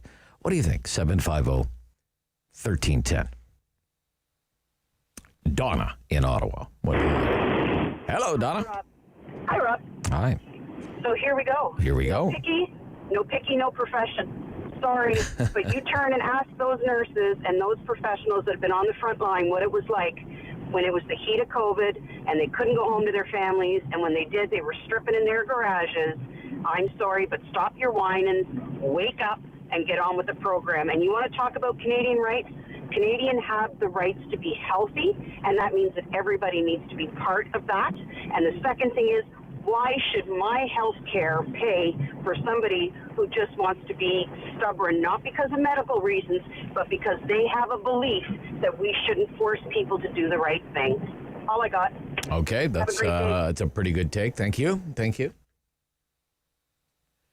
Laura in Greeley, you're on City News. Good morning, Laura. Hey, Rob. Hi, Laura. Just wanted to give my 2 cents. I think we need to take a step back and remember that these vaccines aren't fully approved. So to go into such a big leap and say that they need to be mandatory, I think we should look at something like that maybe after they've been fully approved. In Canada, they're only approved under interim order. Right? They haven't. But if you go, I think that horse has left the barn. I mean, come on, 10 million people have had these in Ontario, right? Rob, I know that there is a lot of people that have got it, but just hear me out, okay? I don't need to say use my brain thing. I want you to actually just hear me out. If you go on the Government of Canada website, there's a chart there that lists all the different vaccines and different options. And it's very clear that they're only approved, just like the U.S., they're under emergency use authorization. In Canada, it's only under an interim order, meaning they've only done 2 months of testing, but they've been approved for emergency use. And one of the conditions of that emergency use is that there is no other treatment out there, which many can argue otherwise. But I'm just saying that trying to get to the point that we shouldn't make things mandatory until they're at least fully approved. Okay. I just think that's fair. We shouldn't push it on people. Gotcha. Okay. Thanks, Rob. Okay, no problem. Okay, yeah. It's all over the news, man. Holy cow. Let me give you a sample of some of the headlines. New York Times this morning. Medical groups call for mandatory vaccination of U.S. healthcare workers. And nothing about education, but healthcare. Quote, a group of nearly 60 major medical organizations, including the American Medical Association, the American Nurses Association, called on Monday for mandatory vaccination of healthcare workers. As the highly contagious Delta variant drives a new surge of coronavirus cases, vaccination is an ethical obligation for healthcare workers. The group said in a joint statement, you're ethically obligated to get it, this statement says. Statement said that all healthcare and long-term care employers should require their workers to receive the COVID-19 vaccine. Quote, this is the logical fulfillment of the ethical commitment of all healthcare workers to put patients as well as residents of long-term care facilities first and take all steps necessary to ensure their health and well-being, the statement said. That's one of the news stories. Washington Post headline: a tipping point. Government officials, health groups move to require coronavirus vaccines for workers. New vaccine mandates are being rolled out at the VA in California, New York City, the Mayo Clinic, among other places. The MA mandate applies to more than 100,000 frontline workers. That's Veterans Affairs in the United States. The New York City mandate applies to 45,000 city employees and contractors. The California mandate applies to more than 2.2 million state employees and healthcare workers. So, I mean, it's a big deal. It's a big deal. And that's why I'm asking about it. Bill in Ottawa, you're on City News. Good morning, Bill. Rob. Yes, I think it should be mandatory, too, for everybody. Okay. Any national endeavor requires the cooperation of everybody in order to have some hope of success. And so if we're ever going to get past COVID, we all have to get vaccinated as best we can. And if you choose not to, then you're assuming the risk. Yes. You don't get to risk other people. Okay. All right. So you think it should be mandatory for everyone? Yeah. Beyond healthcare workers and education. Yes. Okay. All right, Bill. Thank you. Thank you for your call this morning. Great pleasure to hear from you again. Daryl in Gloucester. Good morning, Daryl. Good morning. Welcome back, Rob. Well, thank you, sir. Thank you. What do you think about this one, sir? So I agree with Bill, and I'd say that anybody who deals with the public has to be vaccinated. Anybody who deals with the public, because they don't have the right to make people sick, regardless of their personal beliefs. And if they don't want to do it, get another job. Get another job. Not yes, sir. Not even accommodated, moved into another job, just no jab, no job, you're saying? No job, yeah. No jab, no job. Okay, Daryl, thank you. Thank you for your call this morning. Susan in Ottawa, you're on City News. Good morning, Susan. Good morning. And by the way, happy birthday. Yes. Another year wiser, they tell me. Well, next year's the worst one because then you're actually dedicated to the 50s. This way you can sort of pull off it. Okay. I'm kind of late 40s. Right. Okay. Yeah. Anyways, I want to first say yes. If you can get vaccinated, get vaccinated. But I need to, educate too. Getting the vaccine does not mean you're not going to catch COVID. It just means you won't die from it. So you can still catch it even though you've been vaccinated. And you can still transmit it to others, and you won't know you actually are carrying it and passing it on to others. So the propaganda of, only 96% of the people in hospital are unvaccinated. They're the only ones catching this. No, there's a whole whack of people that are still catching Getting sick from it. They're just not getting sick. Dying. Put in the hospital. Right. They're surviving. Getting sick and dying. Yeah. But they're still, so vaccinations. But should it be mandatory? Mandatory. But here, I'm asking a very, very specific question. I don't believe anybody should be forced to do anything with their bodies. Okay. So you're a no. But I don't believe that they should be harming others. So if they choose not to be vaccinated, they should be tested and on a regular basis. If they come into contact with others, as well as be accommodated into other jobs that do not restrict them out of, Sure. Okay. Yeah. In other words, if they're a teacher and they refuse to be vaccinated, well, they can't teach in the classroom. Maybe they only teach online. Yeah.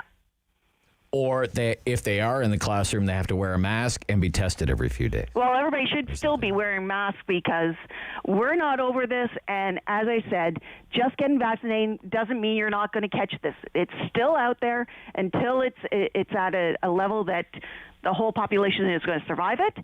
We should still be wearing masks for quite a while. Okay, thank you for your call. And again, the question this morning, we've reached halftime during the talkback hour. Should it be mandatory for all frontline healthcare workers and all frontline education workers to be fully vaccinated against COVID-19? It's pretty much split right down the middle at halftime. What will it be by the top of the hour?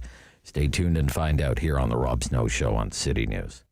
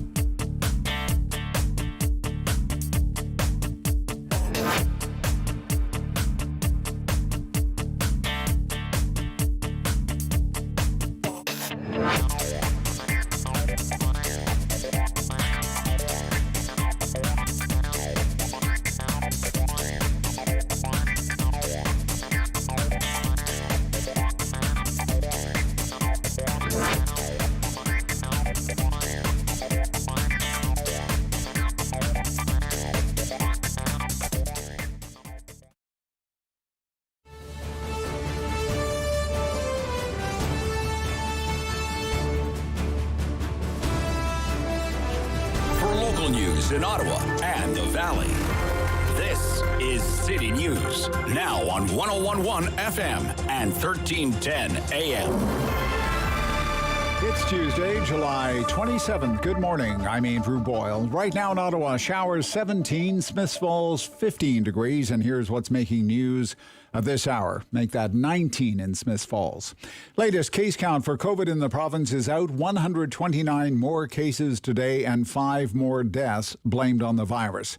Positive cases come from just over 13,600 tests.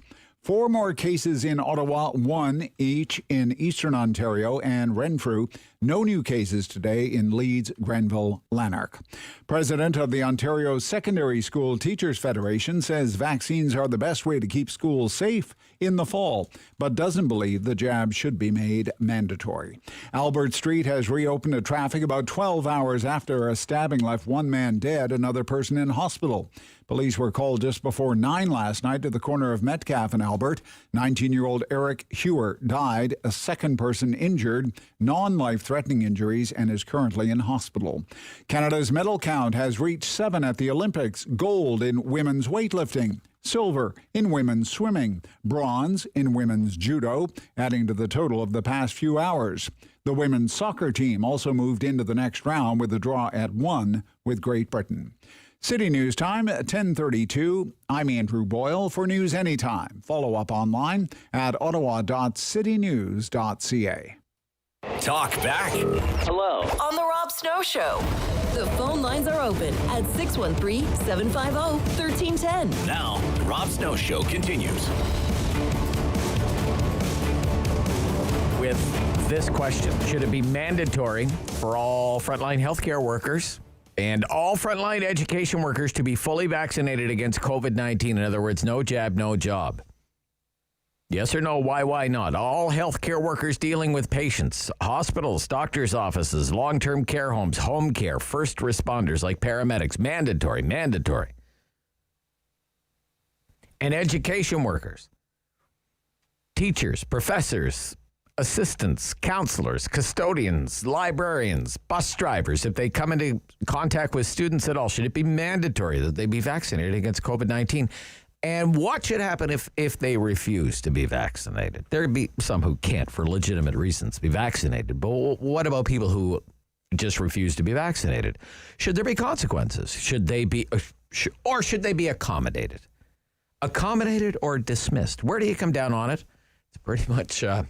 It's a very divisive topic, I shall say. I try to be a unifier of people, but this is not a kumbaya hour this morning. Joanne in Orleans. Good morning, Joanne. Morning. So a quick answer to your question, absolutely no mandatory vaccines. All right. I think it's appalling that people would force people to take something. And no, it doesn't. Your health doesn't trump their right to refuse. I think what's been lost in this discussion is the exaggeration of the danger. Vaccines are protecting you. I've been double vaccinated. My family thoughtfully considered what they were going to do, and they've all decided to be double vaccinated. In no way, shape, or form does that mean that we would impose this, because, to be clear, when you say a mandatory vaccine, you're going to have to hold some people down. That is exactly what you're going to have to do. You're going to have to hold them accountable for not complying. And those people who think that they have the higher moral ground in this situation and therefore can impose this on someone, be careful, because the next time you might not agree with something that your peers want, that the culture wants, that the government wants. You might not agree. You might not want to comply.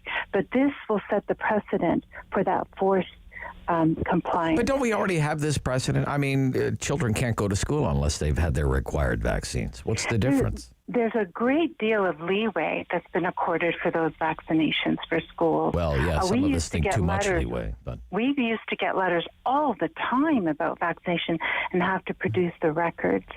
So, I don't know how forced it was for schools.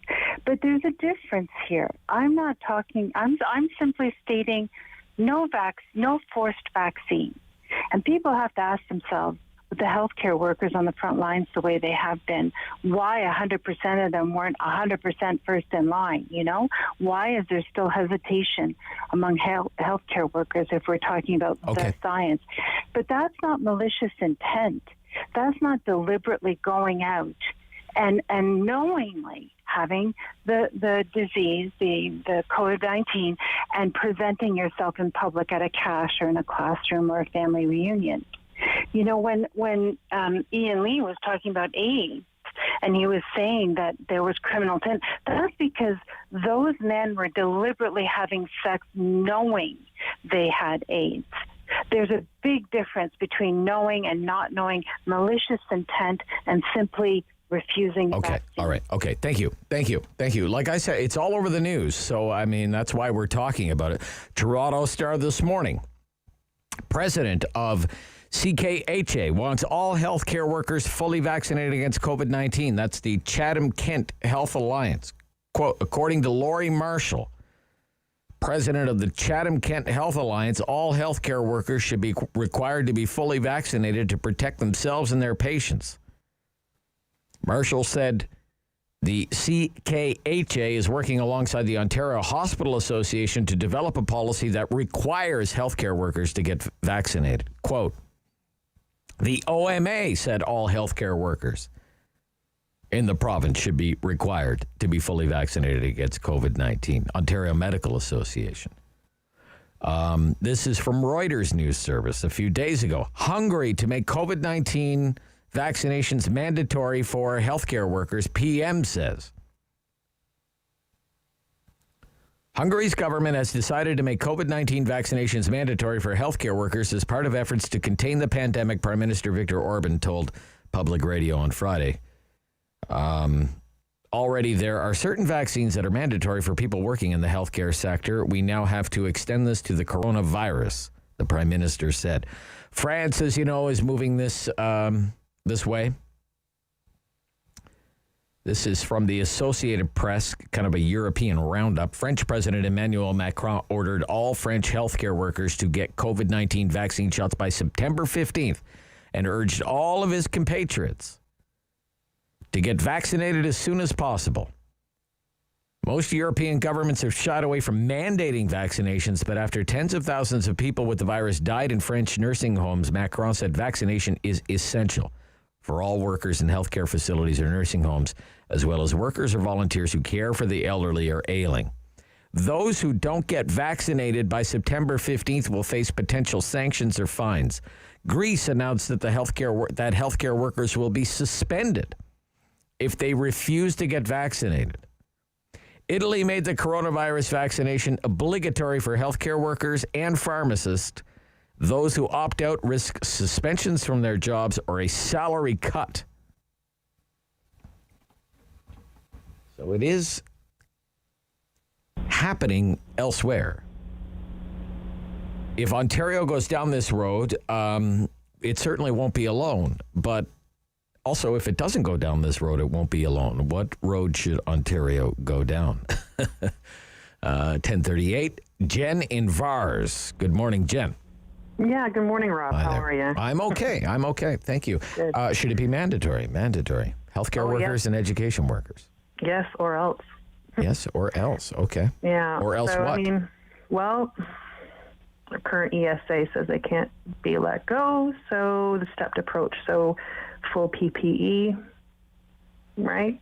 The PPE? same as what they did, full PPE, like the whole gown and the goggles and the mask. And, yeah. Okay. That's protect. You have to protect them too, right? And because, I mean, that's what they're asking for. Okay. Their rights to be, right. the way they are. Okay. So, and then no contact with their patients or students, so they can do virtual, they can do desk work. Right.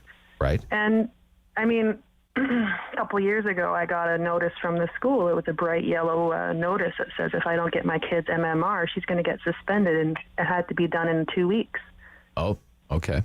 So, like if my kid has to have vaccines up to date, isn't it a bit of a hypocrisy if this isn't included in that? Yeah, if your child has to be vaccinated against, and there's, it's WXYZ, the list, right? On down the list of childhood vaccinations. What about the teacher? Why not? Well, exactly. And everybody else in the school setting, I guess. I mean, even to go to school, like potential nursing students have to get and prove that they've gotten all their vaccinations, including TB, right? So just to be a student going into college. So again, I'm really puzzled by this hue and cry about, why it can't be mandatory or it shouldn't be mandatory. I mean, the previous caller was like, well, we could probably, we might get sick and not die. Yeah, well, that sounds like a cold to me, right? We're trying to render COVID down to being a non-life-threatening disease, more of a nuisance, really, which is what vaccinations can do. Okay. All right. Thank you. Thank you for your call. David sent me an email here. Got a call from a woman who said her daughter is studying to become a nurse and thought it was required that nurses in Ontario be vaccinated against hepatitis, so I did some digging. Smart guy, that David over there. At Algonquin College, nursing students who are going out on their required field placements are required to have the following vaccines. Required. MMR, measles, mumps, rubella, chickenpox. They either have to show natural immunity through a blood test or get vaccinated. Tetanus, diphtheria, polio, hepatitis B, flu vaccine strongly recommended, and they all must submit to tuberculosis screening. Interesting. David, thank you. Valuable information, my friend. Dennis in Ottawa. Dennis here on City News. Good morning, sir. Morning. I'm 100% in favor of the vaccines for everyone. I think it's a civic duty. Civic duty, okay. And, if you want to say you don't need it or you don't want it, okay. If it can be proved that you were the result of a transmission where somebody died, you get charged with murder. So that's my bottom line. There's no question that people have their children vaccinated. I'm 80 years old almost, and in my time, I think it's the first time we've had a disease that is worldwide that we've had the opportunity to put in its place, and there should be no question about everyone getting it. That's the simple bottom line. Thanks. All right, thank you. Thank you. Simple bottom line for him. Everybody should get it. I'm talking about healthcare workers. Patient-facing healthcare workers is how the term has kind of been used during the course of the pandemic.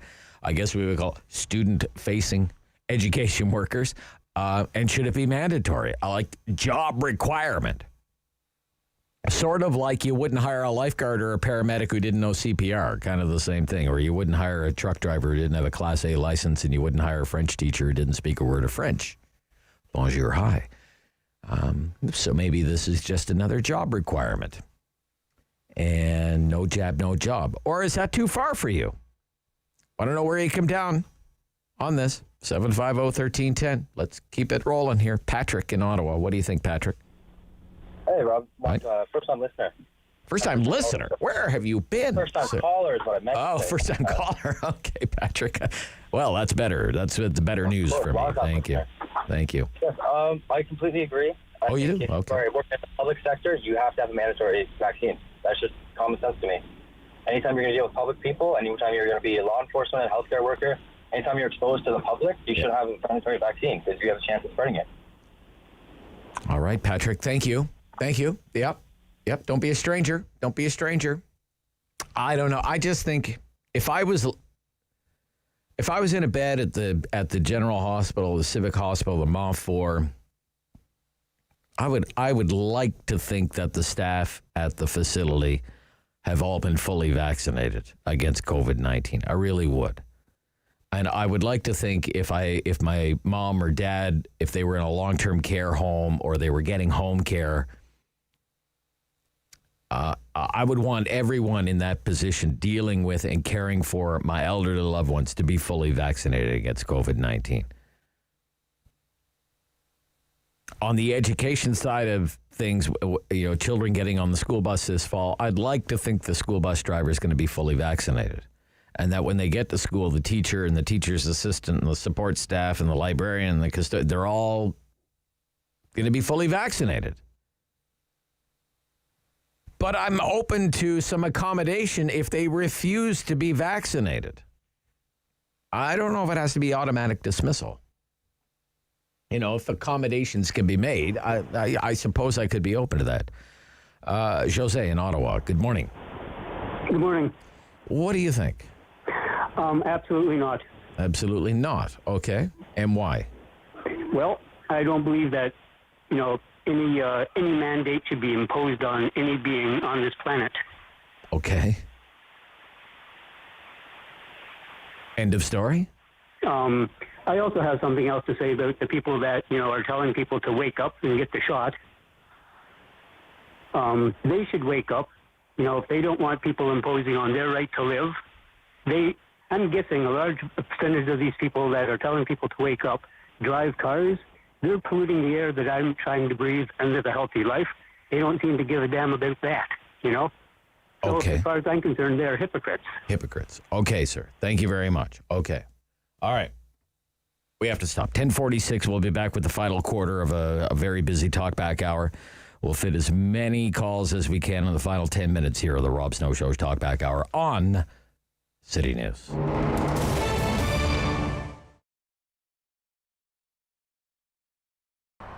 Well, we're celebrating our 43rd year. It's still family operated. We're in our second generation. We, pre-COVID, we're at about 1,000 employees. We have 20 stores from coast to coast in Canada. We do our own manufacturing. Right here in Ottawa, we have about 160 people that support Canadian-made manufacturing in addition to our retail stores. Taking you back to mid-March and the impact of the pandemic on Lee Valley. Lee Valley was actually in a tough spot. We had just launched our website a few months prior to that, and we were going through, a fairly typical deployment dive where your customers retract as they adjust to the website.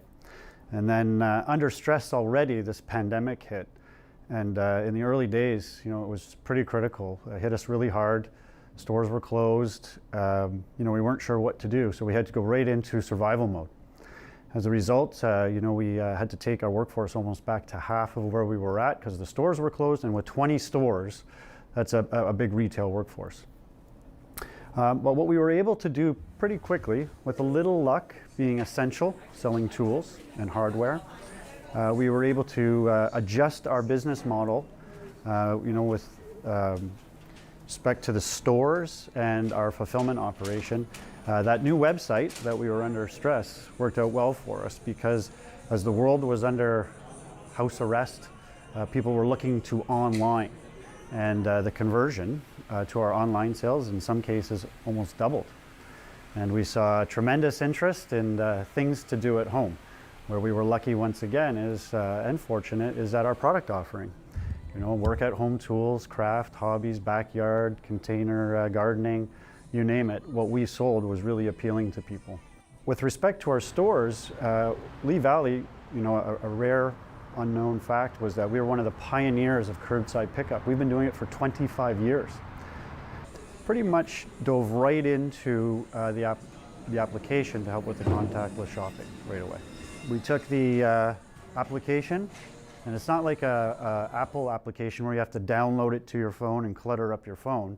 This is literally resides right on our website. So you walk into our store with your phone, you pull up our website, and there's a little scan icon. You just tap that, select your store, off you go. You go through the showroom, you scan product, you can read more about it, you can check the on hand, you can add it to your cart, continue to shop, and when you're ready, you just submit it to the counter. We'll go pick it for you. We'll call out your name, we'll check you out, send you on your way. You haven't touched anything. It's completely safe, and it's using a device you're comfortable with and a website that you're familiar with. Amazingly, 9 out of 10 people that used it loved it and want to use it again. On the Rob Snow Show. Have your say and call now. 613-750-1310. Job? No job, no job? I mean, if someone refuses to be vaccinated, what do you do? I mean, then the thing is, what do you do? If someone refuses to be vaccinated, do you say, okay, you're a teacher. You heard the person from the OSSTF, the president of the OSSTF, say 35 students in a classroom. You have a teacher refuses to be vaccinated. Do you want that teacher in front of 35 students in a classroom?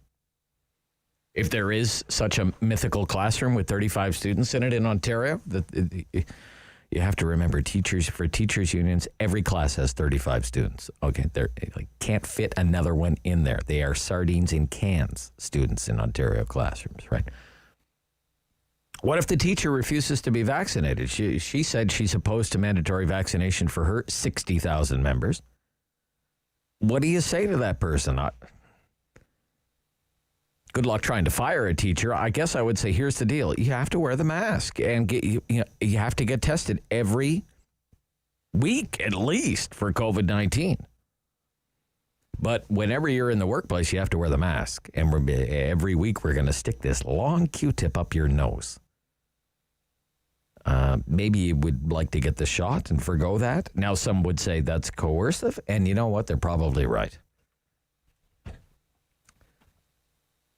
Back to it on the Rob Snow Show. Albert in Canada. What do you think, Albert, on this one? Hi, Rob. Hi. I'm going to upset a few people by what I'm going to say. Okay. But I think that everyone that steps in to a hospital in a working position, whether you're the person that comes by and wipes down that guardrail on that bed, or you empty that basket beside the bed, or you're the guard that's walking the hallways, I think everybody in the hospital should be double vaccinated, because most of those people are fighting some kind of battle, and their immune system is probably compromised in one way or another. And the other big thing is there's 28,000 people yearly in hospitals that are already dying because of problems with errors in hospitals. And let's not make COVID another error in a hospital. Let's try to protect everybody. Okay. Thank you, Albert. Thank you, sir. Thank you. Okay. I'm not upset by what Albert had to say. I'm apologize, though, if that triggered some people. Brian in Ottawa, you're on City News. I couldn't get your phone. And I think I told you I had just one number wrong on here. All right. Brian's put me on hold. Huh? What do you think of that? He's put me on hold, David. He waits there for 10 minutes and then puts me on hold. Anne in Ottawa. Good morning. You're on City News, Anne. Good morning. Morning. I'm a personal support worker. Okay. And I am double vaccinated. Good for you. And I do 100% believe all healthcare workers should be. And it should be mandatory? I 100% believe that. Okay. All right.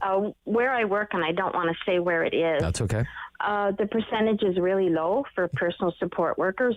Oh, really? That have been vaccinated, yes. To me, it was quite shocking when I found out. I mean, when you say low, for example, we're told the general population, at least, what is it, 60 to 70% now, something like that, fully vaccinated? Right. Right? Yeah. What would you say it is among the people that you're working with? It's about 60. About 60. Oh, wow. Yeah. Okay. I was surprised to hear that. Wow. That's interesting. I wonder what's going on there. Well, I don't know. I think if you're a healthcare worker, you should be vaccinated, and if you don't want to get vaccinated, you need to get out. Get out. Find something else to do. Find something else to do. Okay. All right. Yeah. Thank you very much for your call, Anne. Okay. Yeah, thank greatly you. Appreciate it. Yeah. We have a couple of lines there in about 4 minutes. Okay. We'll see how this goes. North Gore. Jim, good morning, Jim. You're on City News. Yeah, I can hardly hear you. I think it's my phone. I just wanted to get on and say it should be mandatory for everybody. I mean, it's a pandemic. We've lost millions of people around the world. Stop the silliness with your rights and your, Okay.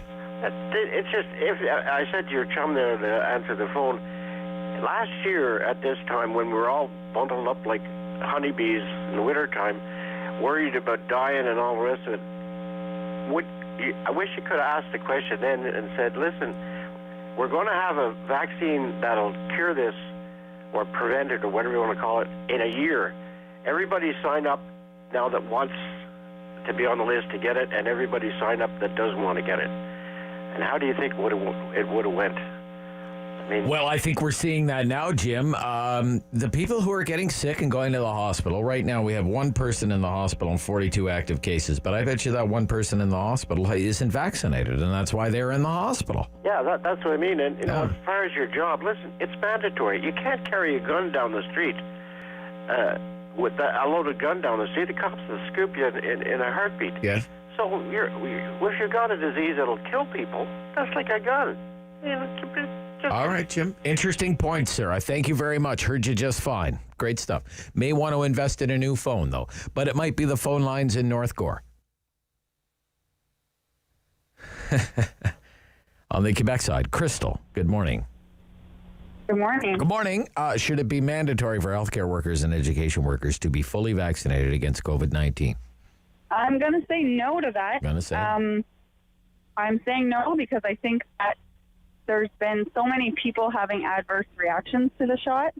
I know more people who've lost their babies, who've had adverse reactions, become paralyzed. Really? That's interesting. I don't know any. I don't know. Yeah, Crystal, thank you. I don't know anybody who has lost a baby or become paralyzed. I haven't actually heard of a single story about that ever. Faker. Anne in the West End. Anne, go ahead. Yes. Oh, I think everybody should be vaccinated. I read a story yesterday. But should it be mandatory, ma'am? Should it be mandatory? Yes. Okay, all right. I read a story yesterday about a guy in Nashville who wrote a song against vaccines. Well, he's in the emergency hospital now fighting for his life for COVID. So Right, yeah. There's my thoughts. Okay, thank you, Anne. Yeah, Thanks. there was a radio talk show host who did a whole show about, don't get vaccinated, don't get vaccinated. You probably don't need to get vaccinated. What happened to that guy? He's in the hospital. Right? You read about that guy, the radio talk show host in the States, did a whole show. Don't get vaccinated. You don't need to get vaccinated. You won't get sick. He doesn't get vaccinated. What happens? He's in the hospital. All right, one more, and that's all I can take. Leah in Smiths Falls. You're the last word, so it's got to be the best. We save the best for last, Leah. Okay, hi. I'm a first-time caller. I appreciate it. I'm a recently retired visiting nurse in the community. Yeah. I stayed on longer than I should have, but I got through the COVID thing, looked after 2 or 3 patients. That's all that actually had COVID. Wore my PPEs, did my due diligence, never got sick. I was vaccine hesitant initially, then I came around, and I've had 1 dose. I haven't had 2 yet. But my husband is vaccine hesitant, and I'm not going to divorce him because of it. We're gonna be good. We're gonna be fine. As far as adverse reactions, I do have a very close friend who had a seizure after her vaccination. So you can't tell me that there wasn't adverse events. I'm not saying there weren't adverse events. The previous caller said babies are dying and people are getting paralyzed, and I haven't heard anything like that. So, well, I'm not sure about that. But the other comment I have is the shortage of nurses. And if we're going to start saying that people have to maybe go against their ethical they're doing it in the state of California. They're doing it in New York City as well, ma'am. So well, we're already direly short of nurses, so I think the more recommendations they make on them, the less nurses they're going to have. All right, Leah. Anyways, that's so you're a no then. You're a no then, right? I'm a no. You're a no. Okay, thank you. Oh, very interesting hour. How many calls do we take? 19 calls in the hour. That's a lot of calls for the hour. That means everybody had their say for like 2 minutes, pretty much. 11-8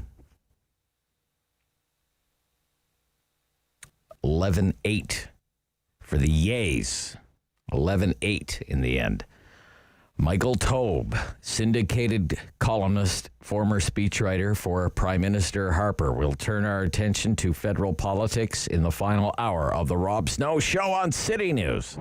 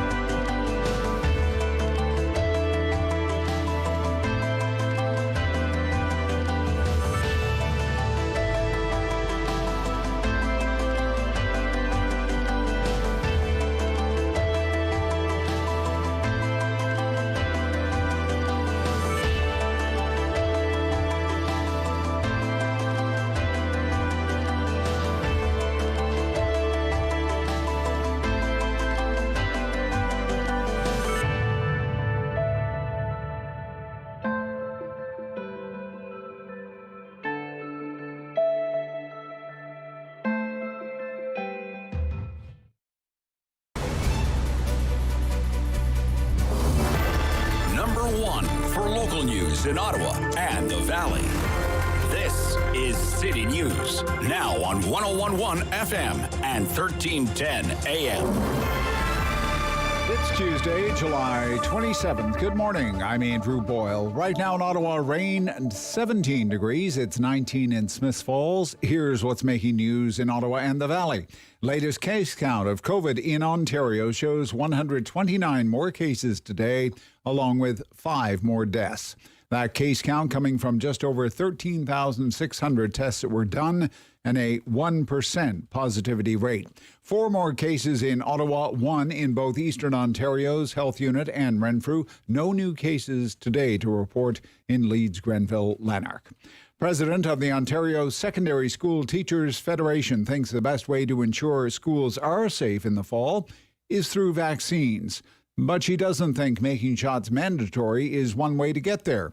It comes after Ontario Liberal leader Stephen Del Duca called for the jab to be required among education workers.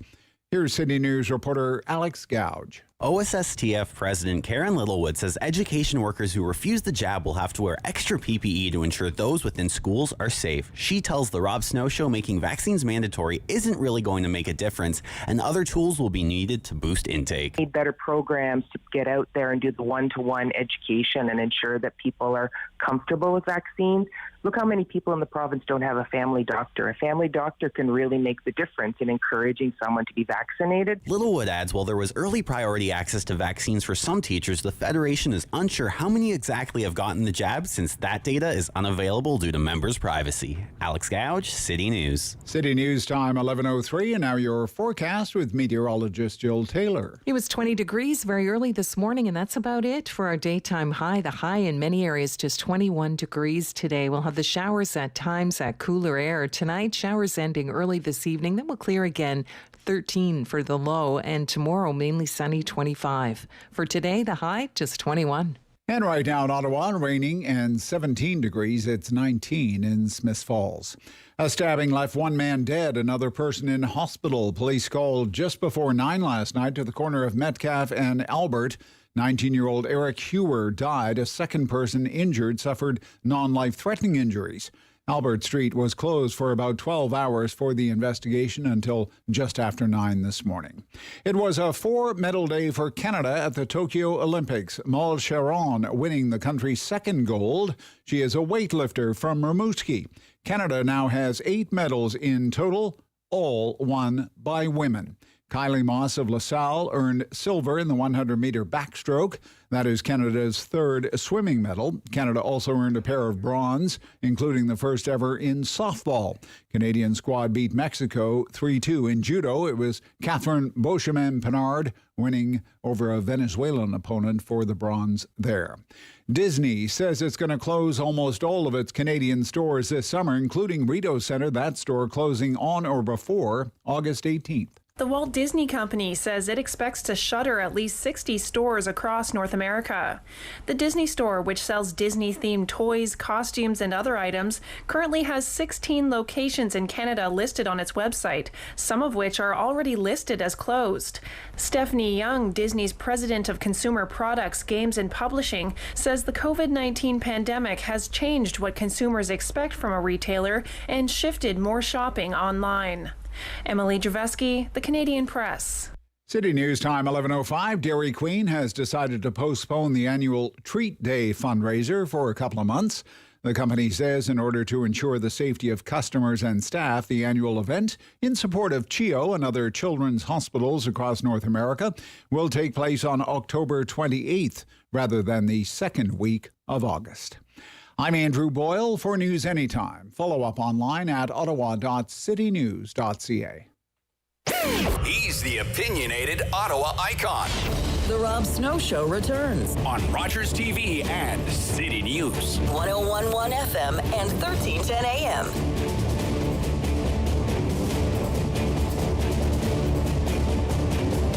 Final hour of our program, Rob Snow Show. Great to have one of our new weekly regular contributors back with us, Michael Taube, columnist, Troy Media, Loonie Politics, former speechwriter for Stephen Harper.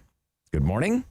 Hey, good morning, Rob. How are you? It's very nice to hear from you. I'm fine. Thank you very much. Great. I want to begin with this idea that Derek Sloan, who ran for the leadership of the Conservative Party of Canada, did not win, obviously, and was eventually removed from the caucus of the Conservative Party. He was at a rally and said, I'm thinking about starting my own political party. We have some audio of this. Roll the tape, David. I'll tell you guys, this is actually the first time in a public setting I'm talking about this, okay?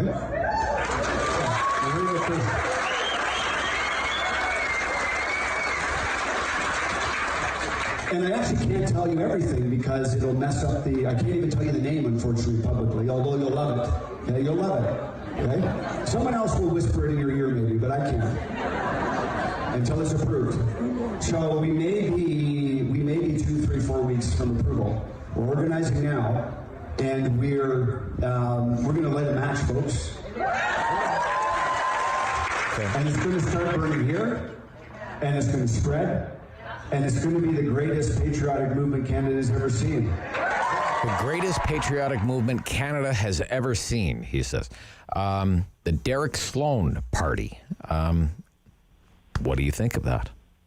Maybe we should just call it the Light a Match Party to follow his line. What do I think of it? Derek Sloan has been an MP, as some of your listeners may know, for 2 years. He has very little experience in politics. He's barely got his feet wet in politics. By the way, most experienced people, whether they be ministers, members of parliament, senior staffers, strategists, etc., would actually claim. And most importantly, he was tossed out by one party already. It's interesting that Derek Sloan, Rob, decided to, or at least from what is based on his announcement, is going to start his own political party, when it always seemed like, to put my partisanship aside, the natural move for him was to basically just align with Maxime Bernier at the People's Party of Canada, take up a senior role, build up experience, maybe if you get lucky, hang on to your seat, and then eventually try to do something in that arena with something that exists. Now, we know that the PPC right now has no members of parliament. Bernier lost his Beauce riding in 2019.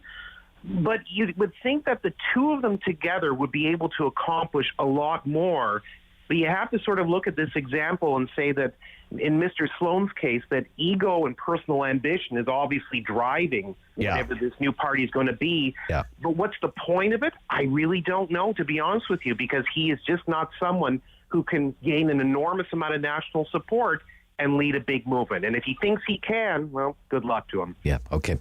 By the way, the Mad Max, the People's Party of Canada leader, Maxime Bernier, is to appear in court today in Manitoba.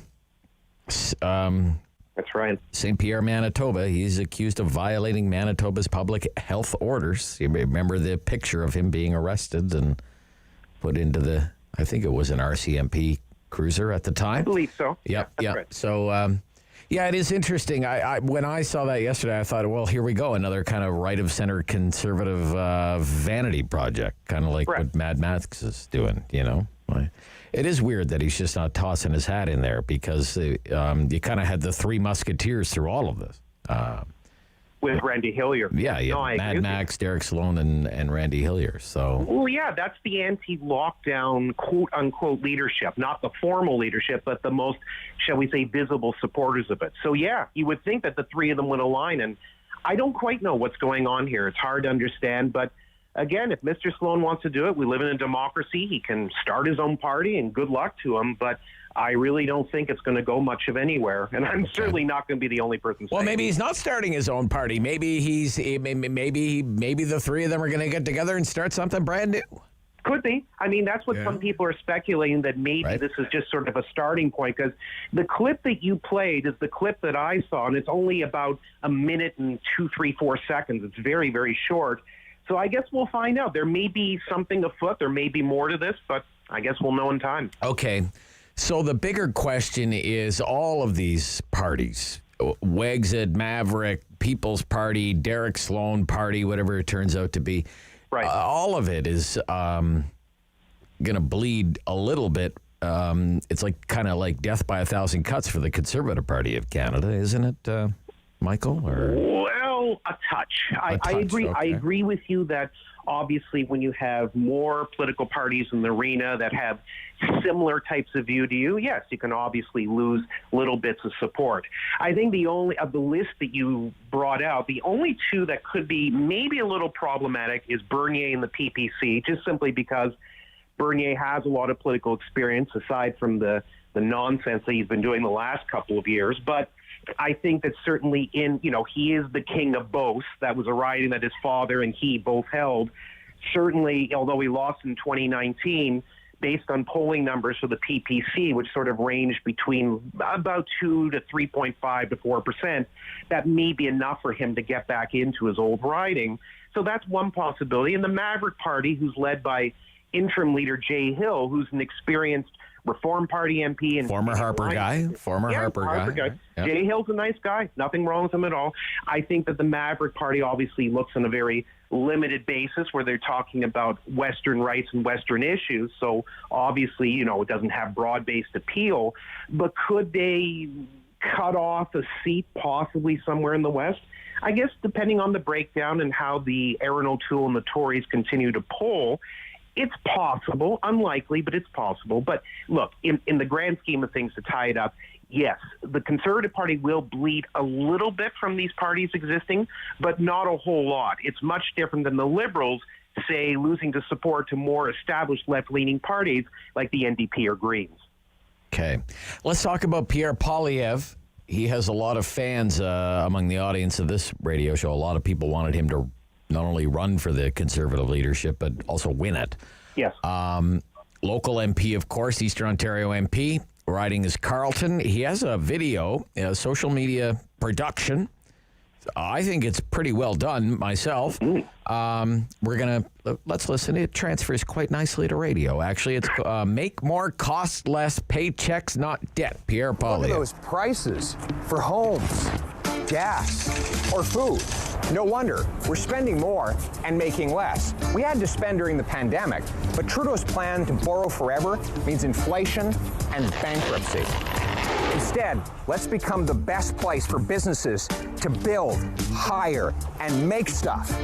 Here in Canada, make more, cost less. Paychecks, not debt. Okay. He's talking about Canada, not Manotick, right? So, which is interesting. It's been viewed more than 300,000 times, which is a lot for like an MP's video. But what do you think about it? I thought it was really good. I mean, it's a 30-second video. It gets the message across. Look, Pierre Poilievre, whether you love him or hate him, I've known him a long time. I have a lot of time for him. I first met him when he was an intern for Jason Kenney. And that's not Jason Kenney, the Alberta MP or Conservative MP. That's Jason Kenney, the Reform Party MP. So I've known him a long time. Yeah. He's a bright, talented guy. He's very ambitious. And he knows how to not necessarily sell himself, but also sell a viable political message.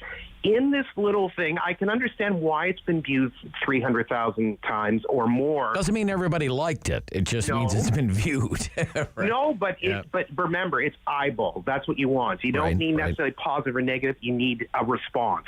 And it shows when Pierre Poilievre puts something out, he knows how to package things. He knows that you need, crisp language, quick clips, and little slogans that make sense that people will remember.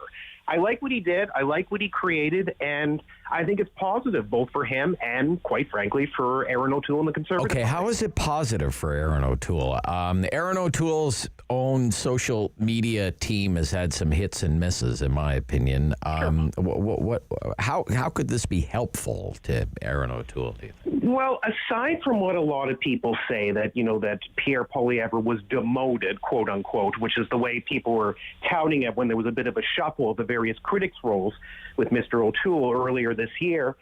In the end, ultimately, Pierre Poilievre is a team player. He really is. Yes, He has his own ideas, his own thoughts, his own ambitions, like all politicians do, especially politicians in his type of position. But at the same time, Pierre Poilievre believes in Canadian conservatism. He believes in the Conservative Party. He hasn't left it. And he obviously wants to help promote the party as much as he can. Now, while some people would say, well, why wouldn't Aaron O'Toole be in something like this? I think it actually is a good thing because Aaron O'Toole, yes, you're right, Rob, has had hits and misses when it comes to video messages, speeches, and otherwise. But he also wants to show that the bench that he has around him, or the team that he has around him, is not only competent, but can also get their own media that benefits the party and benefits the political movement. And that's what Pierre Poilievre does. So this is actually a really good video, and it's why I believe it's helpful, certainly for Pierre, that's obvious, but it's also helpful for Aaron and the Conservatives. All right, so let's move very quickly to provincial affairs here. Sure. Premier Ford was in Ottawa yesterday. He is ruling out the idea of mandatory vaccines for frontline healthcare and education workers. I had Stephen Del Duca, the Liberal Party leader, on my program yesterday, who said if he was running the Ontario government right now, if he was Premier of Ontario, he would mandate it. He would make it mandatory for healthcare and education workers on the front lines to be vaccinated. What do you think about that, Michael? That Stephen Del Duca would do something different than Doug Ford. Yeah. Please, don't say it so, Rob. Don't say it. It is, yes. I know. All kidding aside, I'm not surprised that he's taken that position. Look, it's ironic. David, your producer, was telling me you had a pretty spirited discussion about mandatory vaccine passports the past hour. On my column in Troy Media this week is also on mandatory COVID-19 vaccine passports. I don't support them like Ontario Premier Doug Ford, but I believe that the private sector should be the one to make the rules and regulations based on people to be allowed in, not allowed in, and let the free market rule, so to speak, in that reign. So I get why Doug Ford is obviously opposed to mandatory vaccine passports as a general principle. At the same time, I think an argument can at least be made for healthcare workers, if nothing else. If there are going to be any, that would at least make sense based on the fact that these are frontline workers and what they have to deal with on a daily basis. I think people could understand that. But in the end, ultimately, and it's not just a conservative thing, so to speak, because even in British Columbia, the NDP Premier, John Horgan, says he's not crazy about the idea of mandatory vaccine passports either. It's just something that a lot of the provincial premiers just don't feel, not only that it's not saleable, which it isn't, it just cannot be sold to large chunks of the population. In living in a free and democratic society, you don't want to create restrictions, barriers, or different tiers for people, because that's not the theory of how a democratic country actually operates, or in this case, a province. So I understand why Doug Ford is opposed to it. I get his point, and I think overall it makes sense.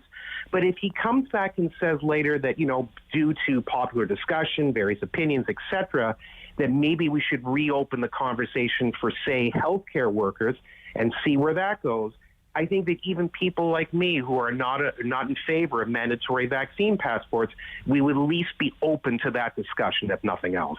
Michael Taube, thank you so much for this week, and we'll talk soon. My pleasure. Take care. Yep, syndicated columnist and former speechwriter for Stephen Harper. That's Michael Taube. This is the Rob Snow Show on City News.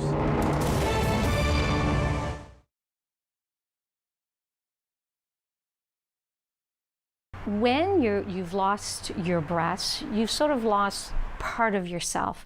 And then all at once you're losing your hair. You don't know who you are anymore. You want to feel like yourself again. So I think that the store, a mastectomy store, is essential because you've lost your identity. And then all at once you're looking for a wig, you need a headscarf, you need a camisole. There's nowhere to go, there's no one to talk to. This should be essential because there are more and more women that are getting breast cancer. I think it's 1 in 6. They're becoming younger. I have a client that's 18 years old. And where do they go? They need a place like this that the women that work there understand. They know what you're going through. It's changed quite a bit. Our hours are different. We're now open from 10 to 5. We're not as busy as we were. A lot of women are afraid to go out. They're afraid that maybe there are more people in the store. So that's why I try and let them know you are alone. There's absolutely nobody in the store except you and I. If there is a woman that she's very afraid, I will lock the door to make sure nobody else comes in. I'll put a sign back in 10, 15 minutes, just to give her that reassurance. Before we would have 4, 5, 6 people in the store. We didn't have to turn anybody away. Now we do. Some clients do leave and they're upset because they're in the store. They said, you know, we drove 20 minutes and now we're not allowed in the store. And I try to make them understand that there's somebody in here that's going through chemo or radiation. So that's sort of changed a lot, that we're not able to have more people in the store. If we're talking about products, there's the bras that are adapted for mastectomy, the bathing suits that are adapted to mastectomy. We have special camisoles as well, and post-surgery bras. And then we have, for women going through chemo, the wigs that we have a big selection in the store as well. We have scarves. Some women don't feel comfortable wearing a wig. They prefer to wear a scarf or a hat, so we have a huge selection of that as well. We offer compression garments as well. When you're going through a mastectomy, you might have lymphedema in your arms after a couple of years, and you have flare-ups. So we have the sleeves, the hand as well that can be covered. We show each other's our scar. We talk about the treatments, how we felt, and I guess that's what they're looking for here. That's what makes us special. We have an added value in this store. Besides everything that's in the store, that's a product that can handle any problem that a client might have. Me and Linda, we've been through. We know how it feels in our bodies.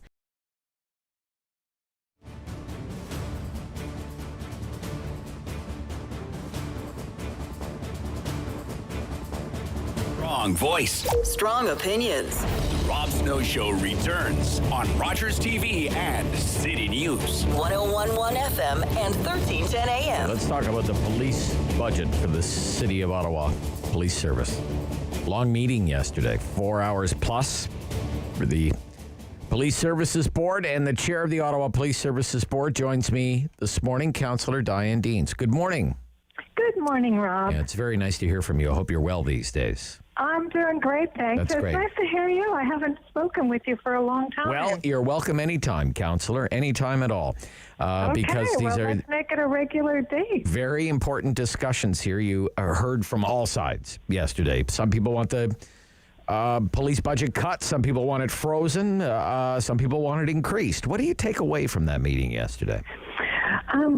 What I take away is that there are very diverse perspectives regarding the role of policing in our community, and that we need to listen to all those voices, and we need to synthesize the information that we hear, and ultimately we need to have broad consultations so that we're hearing from all of those diverse groups, and we have to ultimately make a decision about where we're going. I mean, some of the takeaways that I have so far is that not everyone is treated the same at the hands of police. So that's certainly the perception in the community.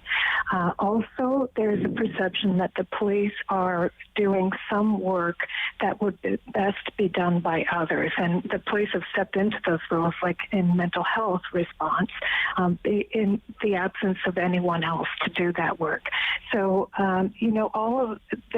change is necessary inside police. It's going to take some time.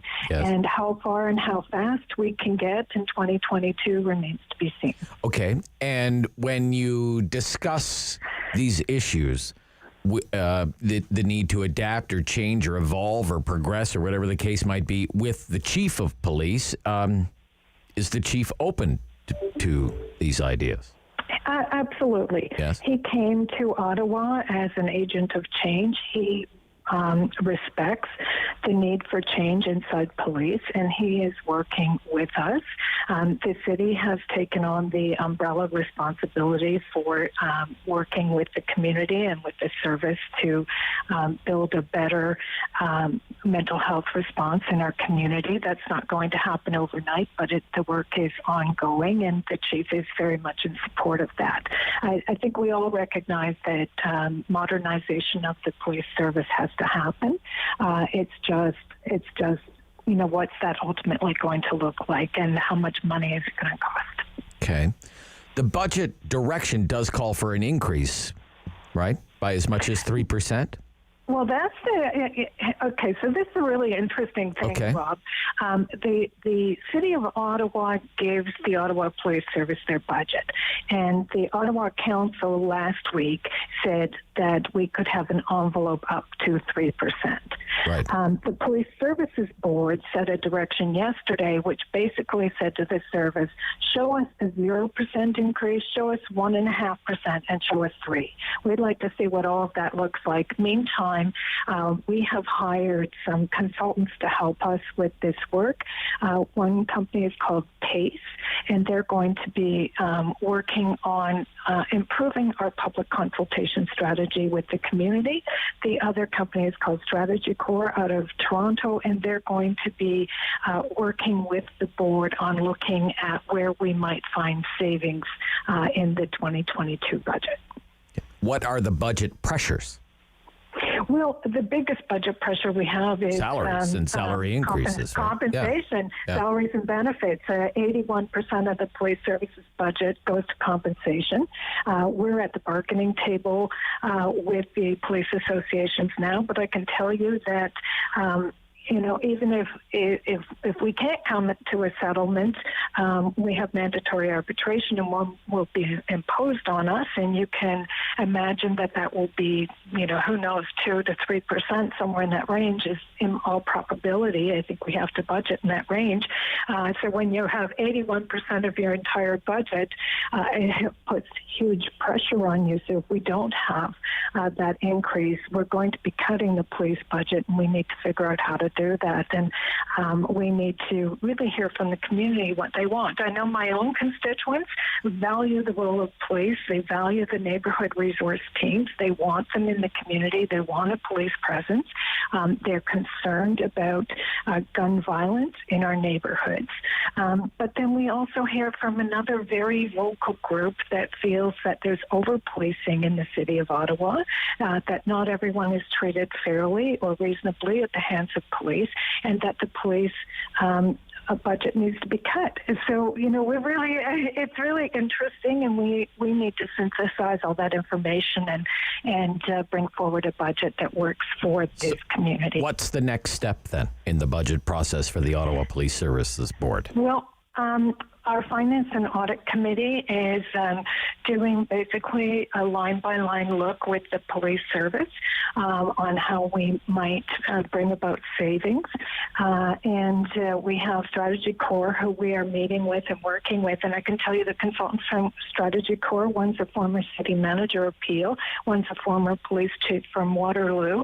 They understand budgeting, they understand police budgets, and I think they will be useful to us in guiding us in ways that might make the most sense in terms of trying to find savings. Our budget's big, Rob. It's $332.5 million. That's a big budget. Well, that's the concern. Is it, and it gets bigger every year, and that's that's one of the major. And so does the city budget. It all costs money, and we all know that. But we also know there's only one taxpayer. Taxpayers are concerned about rising costs, especially through this pandemic, and we have to be very sensitive to that. So my goal is not to spend a dime more than we need to spend in order to provide adequate and effective policing in the city of Ottawa, which is our mandate from the province. Thank you, Councillor Deans. Always great to have you on our program. You're welcome here anytime. Rob. Always great. We'll be calling again. Don't worry. Thank you. Okay, Bye-bye. you bet. Take care. Bye. The City Councillor for Gloucester-Southgate and the Chair of the Ottawa Police Services Board, Councillor Diane Deans. Jagmeet Singh, can he turn TikTok views into votes in the upcoming election for the New Democrats? We'll talk about that next on the Rob Snow Show on City News.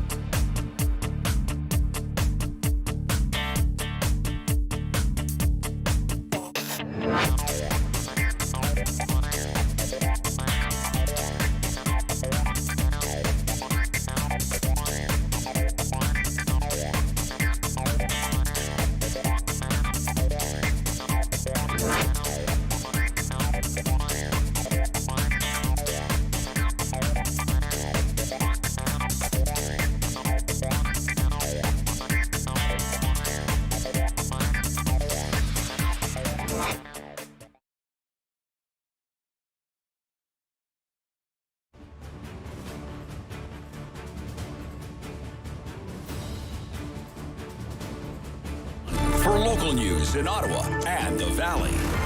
This is City News, now on 101.1 FM and 1310 AM.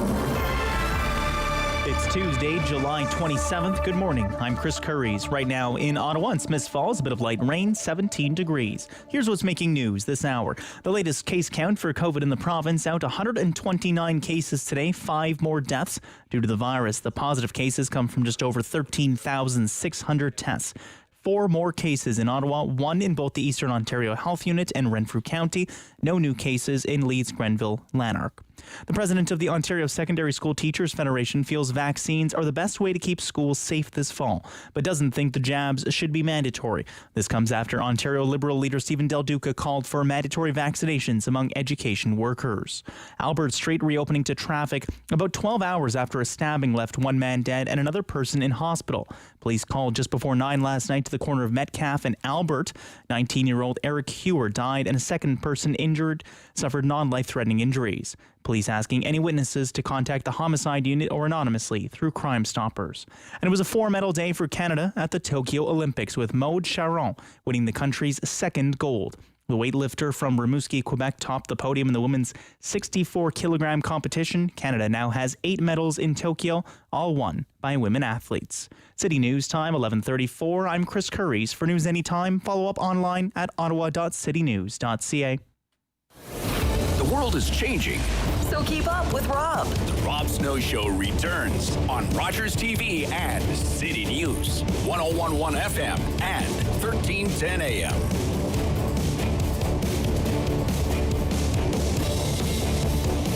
I admitted I don't really get TikTok. I've never made a TikTok video. I do from time to time see TikTok videos. And I'm like, oh yeah, that it used to be called Vine, but we remember it's basically Vine, right? It's Vine, only it's called TikTok now. But nevertheless, Jagmeet Singh is certainly at home on this platform. I'm just looking at his account here. I mean, it's social media, so it goes by followers and likes and how many people he's following, and there are handles and hashtags and everything that goes along with social media. Jagmeet Singh has 691,000 followers on TikTok, and his videos, little short snippet videos, 6.1 million likes. But will it mean anything come election time? Can it be leveraged come election time? Lindsay Finneran-Gingras, Vice President, Social and Digital at Hill+Knowlton Strategies, joins me this morning on City News. You sound like just the person to talk to. How are you? I'm good. How are you? I'm good. Thank you. That's a lot of followers he has. It is a lot of followers. Is he good at it? Is he good at it? He is good at it. And the other thing about TikTok is it's really not about the followers you have. The success on TikTok comes from how engaging your videos are. Without going to like the tech of it, the algorithms of TikTok are unlike most other platforms. So if you have a piece of content that's really great and lots of people are engaging with, it means most people are going to end up seeing it. So, the followers are just a fraction of the people who are seeing his content. And he is very good at it. He's seen as being very authentic. And he's clearly resonating with his youth audience. So when it says, for example, one of his videos here, it says 4.4 million. I guess that's how many times it's, been viewed? Exactly. And so, far more than his followers, right? So right. Views outside of people who are just following him. And I'm assuming not only can you view it, you can share it, right? Exactly. So and there's TikTok a multiplier effect there as well? Exactly. And TikTok lets you share it outside of the platform, too. So you're seeing people share it on Twitter. You're seeing people share it on Instagram. It's being shared quite a bit. Okay. What makes him good at TikTok? Yeah, I think it's one of Jagmeet's greatest skills is he doesn't always speak and act like what we think a politician should speak and act like. Justin Trudeau, right, has that polished politician sort of way of approaching social media and media in general. Jagmeet sort of speaks more like you might see a 22-year-old speak. And so I think that's what makes him good at it. He's not afraid to, in one video, he's on his skateboard, skating along, and, it's a trend on TikTok. I don't think you see that from many other leaders, right? He's not afraid to act like that. No, I have seen Justin Trudeau in a canoe during an election campaign. He did that. I was kind of reminiscent for me because I'm old of Stockwell Day in a wetsuit on a jet ski, but that's kind of me. That's old school, I guess. But I was just commenting to someone here because Mr. Trudeau was making an announcement today about vaccines, and he has his own kind of election style. I noticed he had, the shirt, a top button of the shirt was undone. The tie was a little down. It was a red liberal colored tie, and he had the sleeves rolled up. And I thought that's the classic Justin Trudeau campaign look. When he's doing roundtables, when he's going to campaign stops, that's his look. He doesn't do Vine videos or TikTok, what are now known as TikTok videos. He doesn't do that platform. I don't see him on that platform. No, and I think he might struggle with it in that that's not who he is as a politician. And, you can't fake things. And I think after however many years we've known Justin Trudeau, it would seem inauthentic for him to jump on a skateboard and, roll up his sleeves and make a TikTok. Right. Okay. Yeah. Or Aaron O'Toole. Or Aaron. Right. Yeah. Even less so, probably, right? Yeah, even less so, because he's more of a serious guy. He's more of a serious guy, I guess. Or wants to come across as a more serious guy, I guess. Exactly. I think it speaks a lot to who the people they're trying to attract to their party, right? So Jagmeet wants that youth vote, so he's got to speak and act like Gen Z does. That's not Aaron O'Toole's target, so I don't think he needs to show up in that same way. Okay, so tell us about the youth vote and what's available assuming there's an election call soon. What's available? How big is the youth vote now? Well, and it depends what you say youth is, too. I know a lot of people still categorize millennials as youth, but millennials are now 40-year-olds who have kids. So millennials are, if they turned out and vote, the largest voting bloc. Gen Z, which is generally about to the age of 22, 23 now, I would say, is a significant voting bloc. I don't know the exact numbers, but think of anyone between 18 and 25, let's say. That's not a small number. And we know that they are also activists. These are the same generation that are, rallying with Greta and taking to the streets about climate change, who are behind Black Lives Matter. They're a very activist generation. So it's not just how many votes are available. It's also their very loud generation and a very loud voting bloc that could be seen as unhappy with Justin Trudeau not taking hardline stance on the environment or on social justice issues. So, clearly Jagmeet sees a way in with them, and TikTok's part of that tactic in. Okay. But do they vote? Well, that's the in problem. Any great number? Isn't that, it's great to have a video that's been viewed 4.5 million times. I'd love to have a podcast that was downloaded 4.5 million times. But can it translate into people actually going out on election day and actually voting? What do you think? that's the biggest challenge he faces is can you turn those views into votes? So on TikTok, I think you'll see the platform, you'll start linking more to sign up, and then you'll have the traditional sort of get out the vote mechanisms of texting and emailing. But I do think it is a large jump to go from awareness on a 4.4 million viewed video translating down to votes. So I do think it's probably just part of their strategy. But I think, look, TikTok is a nice shiny object for him. And it's a really easy way for him to speak and get sort of earned social and earned media coverage. But it won't be the sort of get out the vote strategy to get those youth out. But it's kind of one of the tools in the toolbox, right? Exactly. Yeah. And but maybe I do wonder, though, if social media is going to take on more importance because of the COVID times, the inability to perhaps go and have, say, the traditional stump stop with the backdrop and the speech and the Q&A. I do wonder if social media becomes even more influential and a more important tool in that toolbox of campaign tools. What do you think?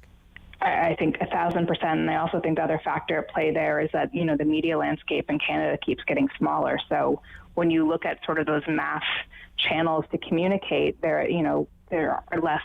So you really are looking at social channels. And I think you're looking at them to sort of set the tone for the day, and then use digital channels to get out the vote. Okay, one more thing, because I seriously don't have a TikTok account. So I'm not really familiar with the platform, but it is a social media. So is it filled with the same sort of division and invective that other social media plagues other social media? It is and it isn't. The one thing about TikTok is because the algorithm is so advanced, the content that gets served to you is only ever the content you want to see. So it is very unlikely, let's say you're a conservative who lives in Saskatchewan, that you will ever see Jagmeet Singh's videos. You just wouldn't be served the same content. So in that way, it actually furthers the echo chambers that we all can create on social. So, I'm not sure it's as divisive because you're sort of filtering out opposing opinions on the platform. But if you're searching for so-called accessible voters, maybe it's a limiting platform in that way. It could be. You're not. It might be harder to get at your swing votes. But I would say the other thing about the platform is it's large on what we call creators, which means there are superstars on TikTok, even in Canada, people who have far more followers than Jagmeet and are really authentic. So what you do is you start to look at, can you get some of those influencers, some of those people who have real power on this platform to carry your message. So I wouldn't be surprised if you see Jagmeet sort of reach out and get really engaged youth influencers on the platform talking about his policies and talking about the election. And likewise, I think you might see the Liberals do that, knowing that Justin Trudeau himself isn't, on TikTok, but doesn't mean that the Liberal voice can't be on TikTok. Sure. Very interesting. Thank you so much for explaining it to me and my listeners today. Greatly appreciate it. Always fun. Lindsay Finneran-Gingras, Vice President Social and Digital, Hill+Knowlton. Coming up next, climate change with the Federal Policy Director from the Pembina Institute on our greenhouse gas emissions targets. This is the Rob Snow Show on City News.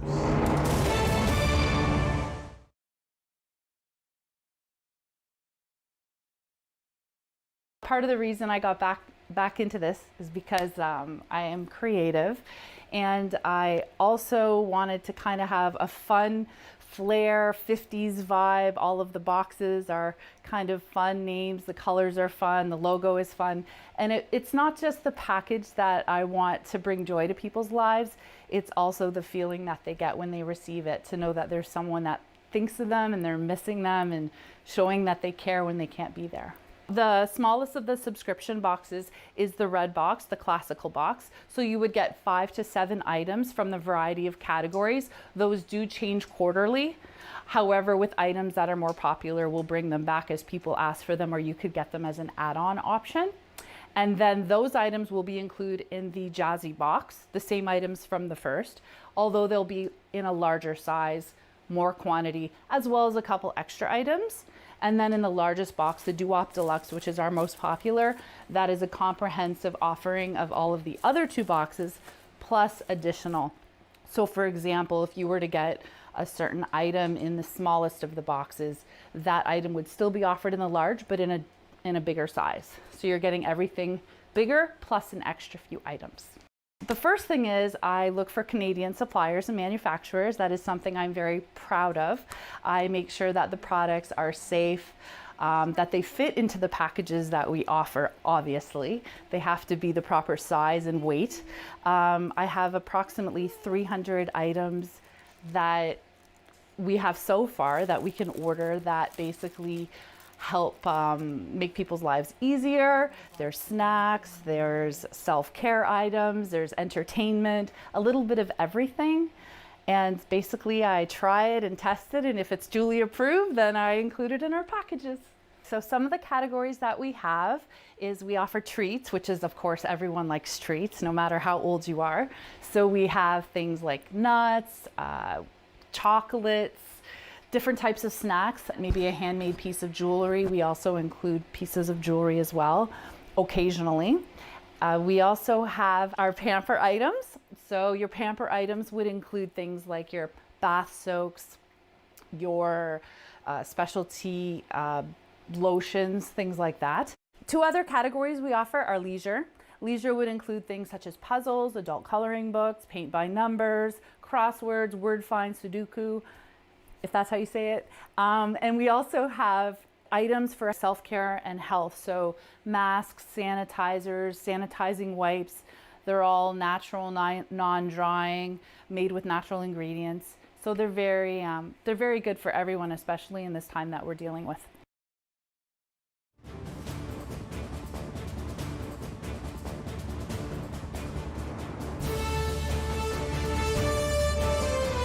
Fun.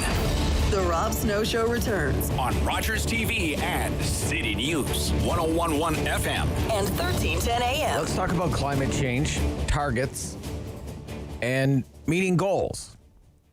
Canadian governments repeatedly set climate change targets and repeatedly fall short of those targets. Isabelle Turcotte is with me. She's the Federal Policy Director for the Pembina Institute. Good morning.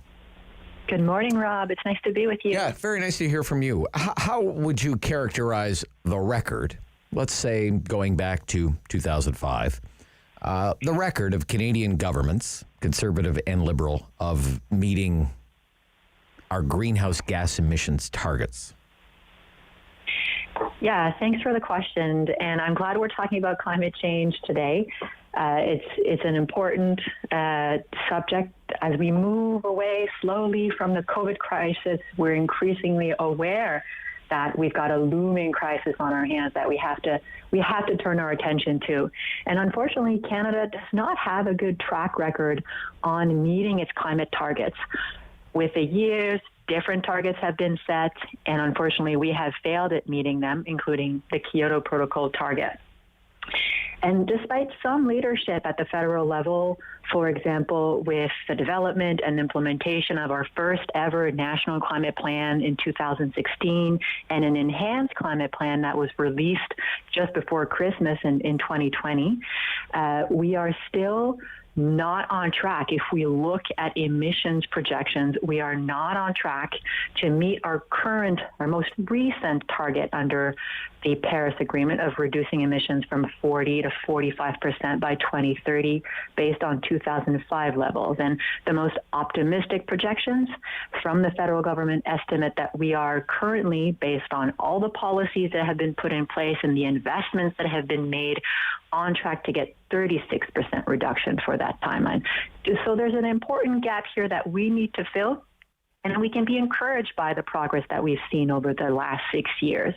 But importantly, we need to note that these are national numbers and the sum of the parts that make up the 13 provinces and territories in Canada. And we've got to take a more granular look at what's happening at the subnational level. Well, yeah, I look at the targets, for example, for the city of Ottawa. They're more ambitious than the federal government's targets, for example. But the question is, will the city of Ottawa have any greater success, for example, at meeting those targets, or will it just miss by a comparable yardstick, I guess? But we set targets under Kyoto, missed them, right? That's right. Mr. Harper had targets. Mr. Trudeau kept those targets under the Paris Climate Accord. Same targets. Missed them, right? Not on track. And you're saying we're bringing in we have now brought in new targets, and that we're not on track to meet those either, right? That's right. All right. So yeah. Okay. There's a few things that we need to look at because we live in a federation and that provinces have a lot of power over energy management, natural resources management, and hence on greenhouse gas emissions. We need to look at whether or not provinces are also at the table with strong enough plans to show how they will do their fair share in meeting Canada's climate targets, but also because climate action is about protecting the health of Canadians and their jobs. Seeing or taking a look at these climate plans is taking a look at the economic growth plan for these provinces. Okay.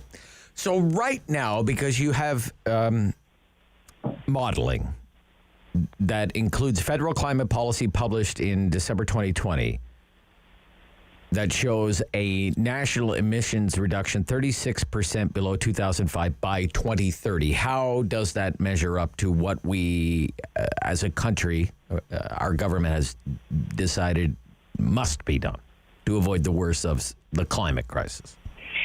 Yes, well, the numbers are clear, and of course, these are based on projections. There's a lot of assumptions that are being made there. So most optimistic projections put us at 36% reductions. There's no doubt that we need to do more, and across the country, really, at the federal level, but of course, at the subnational level, we have identified areas of leadership, but clearly points to how every subnational and national government can take action to make sure that their climate toolkit is up to the challenge. Everyone has work to do, and we're noticing some really important gaps right at the starting line of climate planning. And what I mean by that is target setting. So we have a federal government that has set a 2030 target and a target to reach net zero by 2050. But we have many provinces that represent 50% of national emissions that have yet to set a 2030 target. Similarly, many provinces have yet to set a 2050 target, representing 74% of national emissions. And so, of course, targets are just the starting line in terms of planning for climate action. And they allow us to set a goal and then measure, track our progress against that goal, and to create some transparency and some certainty for Canadians on how we are implementing a plan. But beyond climate targets, and as you said right at the beginning of our conversation, we've set targets and we've missed them, and so we need to change how we think and implement our climate action plans to really deliver more accountability. The problem is not so much that targets are too high. We know that they're not high enough. The problem is that governments are not held to account for meeting these targets and for putting in place the right structure in terms of governance and planning. Right. It's not like, we missed the target. We all quit. So, right. There's no consequence. Globally, we sign, Paris, for example, is non-binding. It's not as though Canada misses our targets. We have to, we go to Paris and be shamed or something. But I want to ask you something because our time is a little tight here. With our current new target, which is a reduction in greenhouse gas emissions 40 to 45% by the year 2030. Okay, that's the new target, right? That's right. Yes. The goal under Paris was to limit global warming to well below 2 degrees Celsius, preferably to 1.5 degrees Celsius compared to pre-industrial levels. Would the target set by the Canadian government of reduction in GHGs max 45% by 2030 help us achieve the warming target? What do you think? Yeah. Yeah, and so all nations are called upon to do their part in tackling climate change. And Canada is the 10th largest emitter globally. And so we do have a carbon debt to the country. We have emitted a lot of emissions over the last decade since the Industrial Revolution started, and that has benefited our economy and our well-being across the country. But now we understand that these emissions are causing a lot of harm. It's pretty clear to folks in BC who've gone through the heat waves, the cost on lives, properties, communities. So we have to step up and show how we're going to do our fair share. Canada, as a rich developing nation, has lots of solutions to offer. Right. So not only do we need to do more than the average country or a developing country, but we have a huge opportunity here to transform our economy and not miss out as globally countries are decarbonizing, increasing their demand for low carbon products. It's an argument on both sides, ensuring our health and ensuring our economic well-being. Yeah, but is the greenhouse gas emissions target enough to limit that kind of warming? That's what I want to get at here. That's right. EU's new target, for example, is much more ambitious. It's like 60%. They're talking carbon tariffs, all kinds of stuff that Canada's not even considering. Right. The 45% reduction on a 2010 basis for 2030 is what scientists say we need to achieve globally to maintain that 1.5 degree world within reach. So the question of what is Canada's fair share within this global target is a really important one. And we put forward, there are different ways of calculating the fair share. What are the total number of emissions Canada still has to emit? And we say that, a safe statement is that Canada needs to do more than that 45% target. Thank you. The country and the provinces, too, need to contribute to that objective. This program is brought to you by Ignite TV.